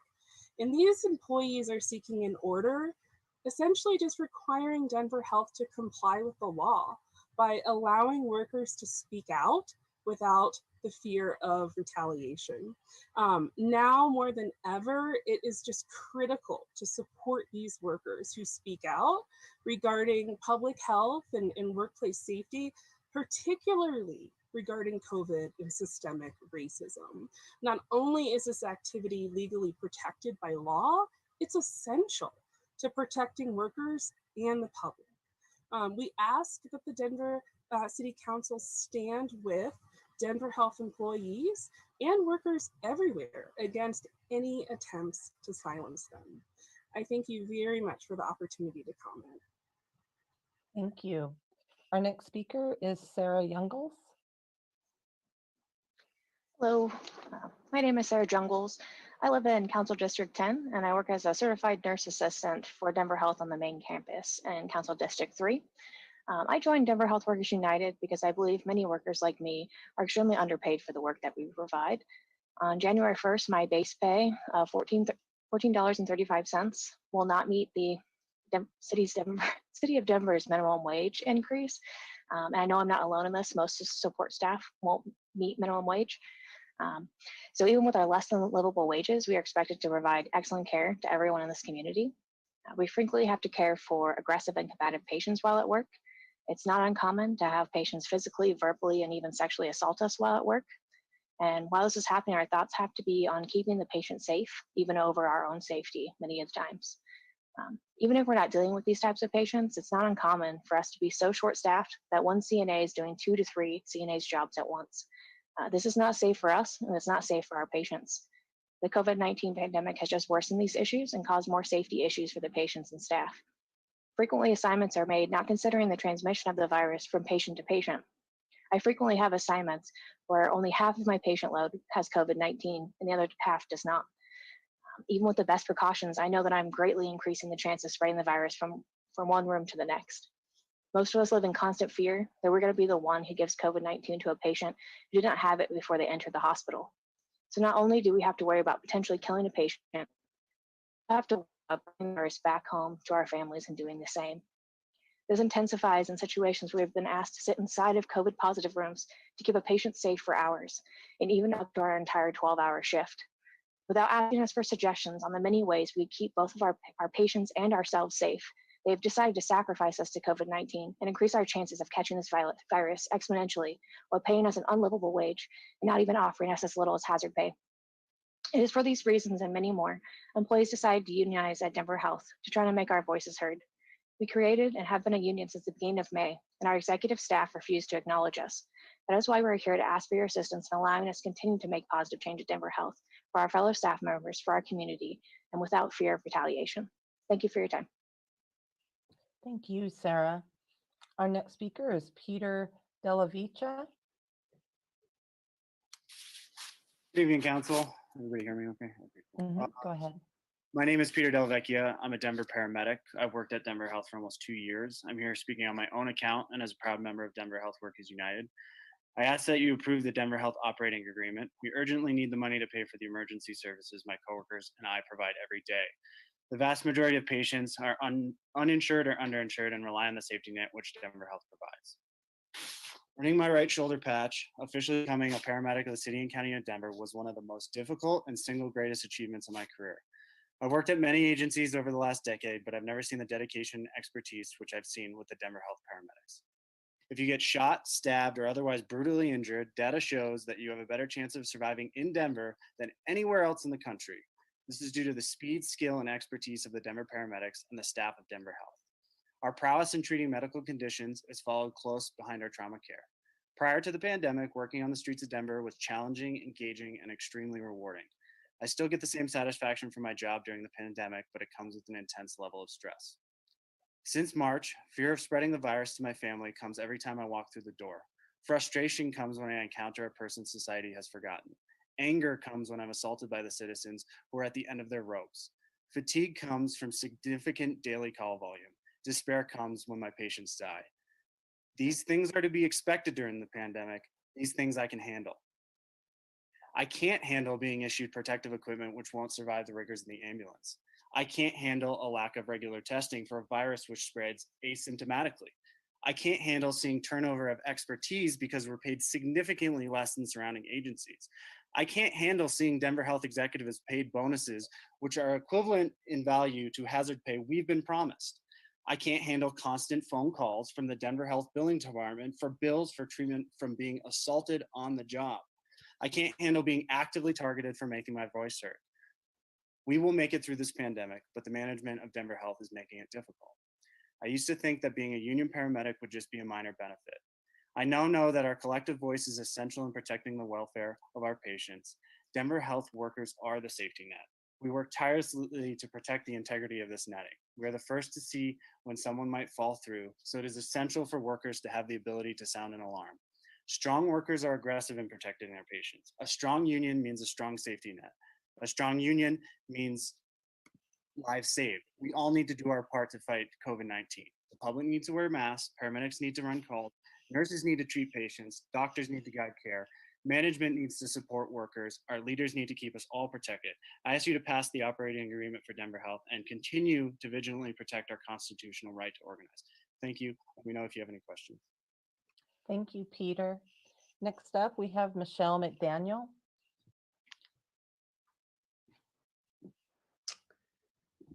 Good evening. I am Michelle McDaniel. I'm a resident in District 9, but more importantly, I'm an outreach worker for GRASP, Gang Rescue and Support Project, as well as the program manager for AIM, the At-Risk Intervention and Mentoring Program at Denver Health, one of the programs funded by the operating agreement you are considering tonight.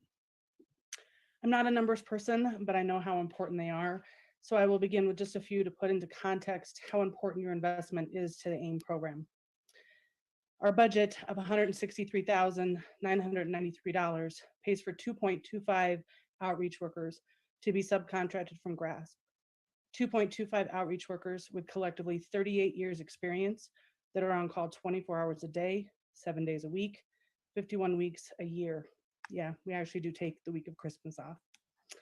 In 2019, your $163,000 paid for the 266 interventions that AIM and GRASP provided to individuals at Denver Health, as well as the services we provided to 384 individuals in the community.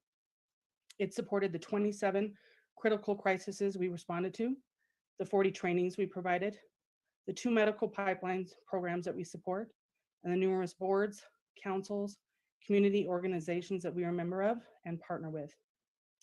We are still on track to meet, if not exceed, our 2020 goals, not because we are considered essential workers, but we believe that the work that we do is essential, and because nothing, not even a pandemic, will stop us from serving our community. Your $163,000 may pay for the only hospital-based violence intervention program in the Rocky Mountain region, but supports the collaboration with other hospital-based violence intervention programs across the country. The Health Alliance for Violence Intervention, the HAVI, and its efforts made towards ending violence, addressing trauma, and promoting healing. Your $163,000 pays for the hours we sit next to a young person who has just been shot and might be considering what to do with the rest of their life, that is if they make it. It pays for the minutes we get to spend apologizing to the mother who just lost her son, and the seconds that we have to stop an angry and confused kid from making a mistake that could impact the rest of their life or cost someone else's. AIM has one mission: capitalize on the teachable moment to provide trauma-informed care to violently injured patients and provide outpatient case management by culturally competent community outreach workers to prevent recurrent injury and promote client wellness. We have one vision: through a reciprocal understanding of lived experiences, create a culture of healing throughout the medical community that connects traumatized patients to needed resources and supports their overall wellness of both parties and healthcare workers alike. And although technically aim and grasp are two programs, working together, we are one team that needs your continued support. Thank you so much for your time and consideration. Thank you. Our next speaker is Jacob Odelfest. Hello, can you hear me okay? Go ahead, Jacob. Hi, my name is Jacob Oldefest. I'm a resident in City Council District 9, Councilman Cedarbach's district. Tonight, I am speaking as a member of Denver Health Workers United, and as someone born and raised in this city, there's little more that I cherish in this community, and Denver Health has a special place within it. I've been a paramedic at Denver Health for 2 years. First, that I ask you approve the Denver Health operating agreement. That money will help fund the Denver Health paramedics and allow us to always come for help when called, no matter what the problem or the person calling. Denver Health paramedics have a reputation in this region and nationally as the best and the brightest. Our medicine is strong because Denver Health pushes us to be strong and because our coworkers expect it. When we are working, we don't just represent ourselves individually, we represent the DG paramedics as a whole. This is truly a privilege and is not taken lightly by me or by any one of my coworkers. To say that this pandemic has been challenging would be to put it lightly. Setting aside the especially violent summer, caring for a sick COVID patient pre-hospitally comes with an exceptional number of risks and very little perceived reward. The process by which the virus kills a person is not by any means traditional. Many of the treatments available to us are not effective and increase our own exposure. How would you feel to be responsible for the continued life of a person who is dying in front of you? How would you feel to have no way to give this person even a chance of relief without possibly giving the same disease to your family? How would you feel to have this death disregarded daily in the news? This weekend, I was part of patient care with 2 very sick COVID patients. The first was a man in his 30s who is now in a ventilator in the ICU, who went from awake and speaking to unconscious and in complete respiratory failure in less than 30 seconds. The second was a man in his 60s who died in his home in front of his wife. Myself, my partner, and a fire crew attempted to resuscitate him for nearly 40 minutes while she watched. In my attempt to save these patients' lives, I was exposed to the virus. I would and I will do it again in a heartbeat. During the pandemic, I have never developed symptoms. This could be because I'm careful. This could also be because I'm one of the possibly 40%, according to CDC best estimate, of persons who are asymptomatic and carrying the virus. With no symptoms, I have never been tested for the virus. I love my job, I love my patients, and I don't want to be the reason that they're sick. This love is one of the largest reasons I am proud to be part of the union at Denver Health. We formed our union in this pandemic to raise up our voices as we work to improve care for our patients and safety for each other. Doing my job in these unbelievable times without regular COVID testing for myself or my coworkers, I now understand that having a union to give us an independent and collective voice at work is essential. There is no way for me to change anything alone, but with help of my coworkers and through the union, we can make change and save lives, our patients and possibly our own.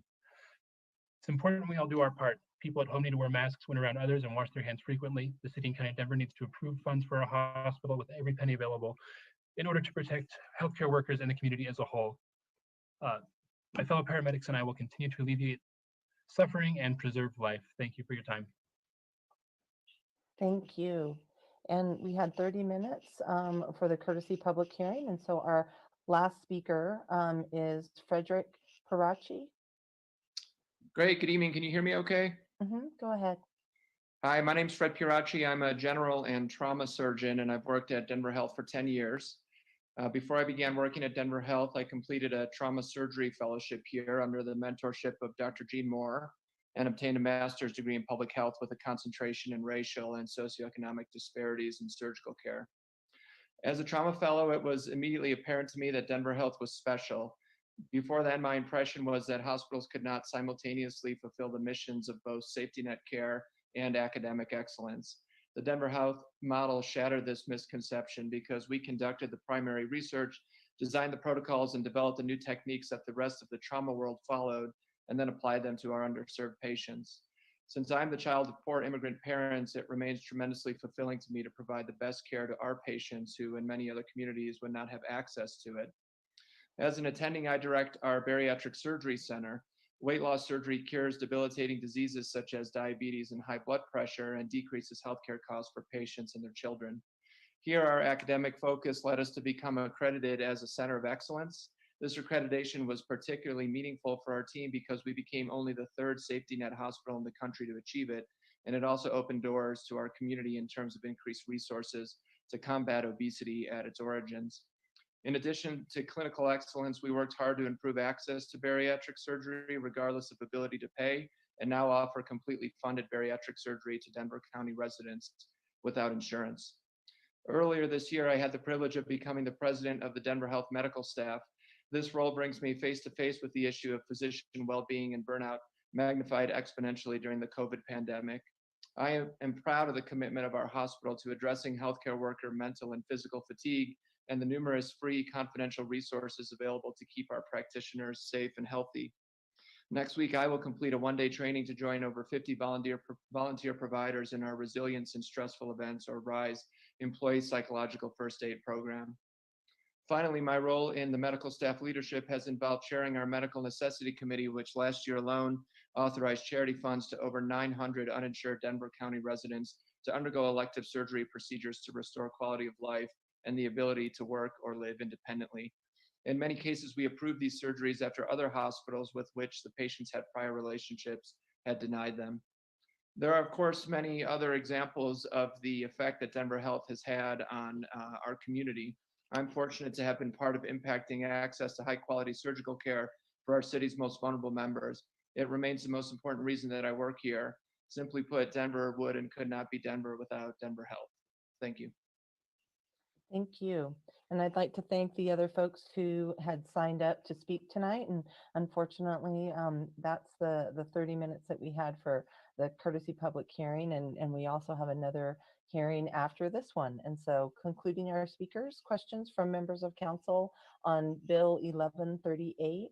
We have Councilwoman Seda Baca. Thank you, Madam President. I have a few questions. So I have been trying to find a transparent wage and salary scale for all the employees at Denver Health. Does that exist? This is Robin Wittgenstein. I'm the CEO here at Denver Health. There's not a single published wage and salary scale. Depending on the particular position, we use a variety of different salary surveys that are used to set the wages for different positions. And has there been an analysis of the pay equity within the organization that is public? We actually have done an analysis of pay within the organization where we've compared every individual employee's salary to the 50th percentile for that particular job. Within each category, we set salary ranges based on market information that we have available. Our organization aims to pay approximately the 50th percentile for all of our employees. Employees who come in may start below that, and then they can, over time, go above the 50th percentile. We actually just recently completed an analysis of all jobs to see how we compare to the 50th percentile. In total, Denver Health was slightly above the 50th percentile for all positions at Denver Health. And the positions at the lower end of the wage scale, primarily in our service jobs, were the highest above the 50th percentile on average. Now, of course, some people coming new into the organization may start below the 50th percentile, but over time, they will increase their salary will be increased so that they can get above the 50th percentile. And since Denver Health is a public health entity, I'm wondering if it's not, is that data public? Like city employees, our salary information is public information. And even without the scale, is Denver Health's salary information subject to CORA? It is, and our salary information has been requested via CORA request, and when it is requested, we've provided it. Awesome. And I believe, Madam President, there was somebody who was present on the line to answer questions about the immigrant workforce at Denver Health. Is it possible to call up Xochitl Gaitan? We can. Sochi has her hand raised. We'll go ahead and move her into panelists.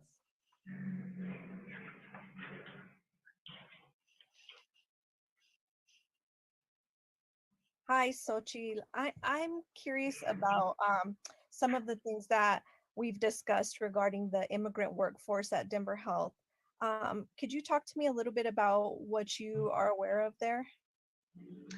Yeah, City Councilwoman Sadabaca, thank you. Thank you for the opportunity and the question. I wanted to share a few thoughts as I identify as a Mexicana born in Mexico, raised in Denver by immigrant parents, and I'm a member of the Community Worker Alliance for a Healthier Denver. I'm also speaking as co-chair of the Colorado Latino Forum. And so as an immigrant, I know that in all diverse immigrant communities, Denver Health has been the main resource for healthcare needs for our community. And so we deem it to be a really valuable one. I personally spent over 90 consecutive days last summer at Denver Health with my immigrant father who passed away of liver cancer late last year. I personally witnessed many inequities taking place for patients, but as well as workers. And so I just wanted to share with you all that there's community leaders like myself that are seeking to eliminate these health inequities, and trying to keep our community safe, but building equity and solidarity with those workers at Denver Health. And so I wanted to share a few thoughts about that. So I appreciate the question that I believe that City Council should be able to uplift the healthcare workers by really supporting and voting yes on this bill. I believe that our Denver Health workers are the true foundation of that hospital, and we know that that workers' rights and community uh, and the safety of our community, it's all interconnected. And Denver healthcare workers, they should have a right to free association in unions, and they don't have that right now. There's public funds being spent on diverting from patient care and worker safety to anti-union tactics. We're hearing reports to the Colorado Latino Forum that the custodial workers were discouraged from forming a union. So we're really concerned, and we know that this pandemic has compounded those inequities for our marginalized workers, especially our custodial workers, nurses, et cetera. So justice is required, and we're carrying that burden as people of color. We're carrying the burden of racism and COVID-19. So thank you for asking the question and allowing me to share a little bit about what we're hearing from workers at Denver Health. Please recognize that there's that paradigm shift is taking place right now in institutional racism. So I want to urge you to vote yes. And real quick, is it Hey y'all, it's late. I'm possible about to have to go ask, home because my Ms. kids do Valerie not care Collins, how late mom was the out the night before. attorney, They want addressing breakfast the at 5 union o'clock. busting for more information on what the response from Denver Health has been since they have filed their complaint? Sure, if we can get Ms. Collins to go ahead and raise her hand, and we'll get her moved back into the panelists.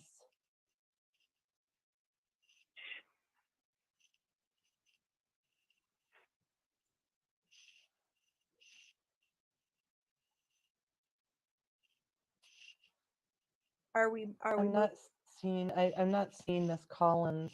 I don't think she's still in the meeting. Can Denver Health respond to how they're correcting the allegations of union busting? How is that being addressed?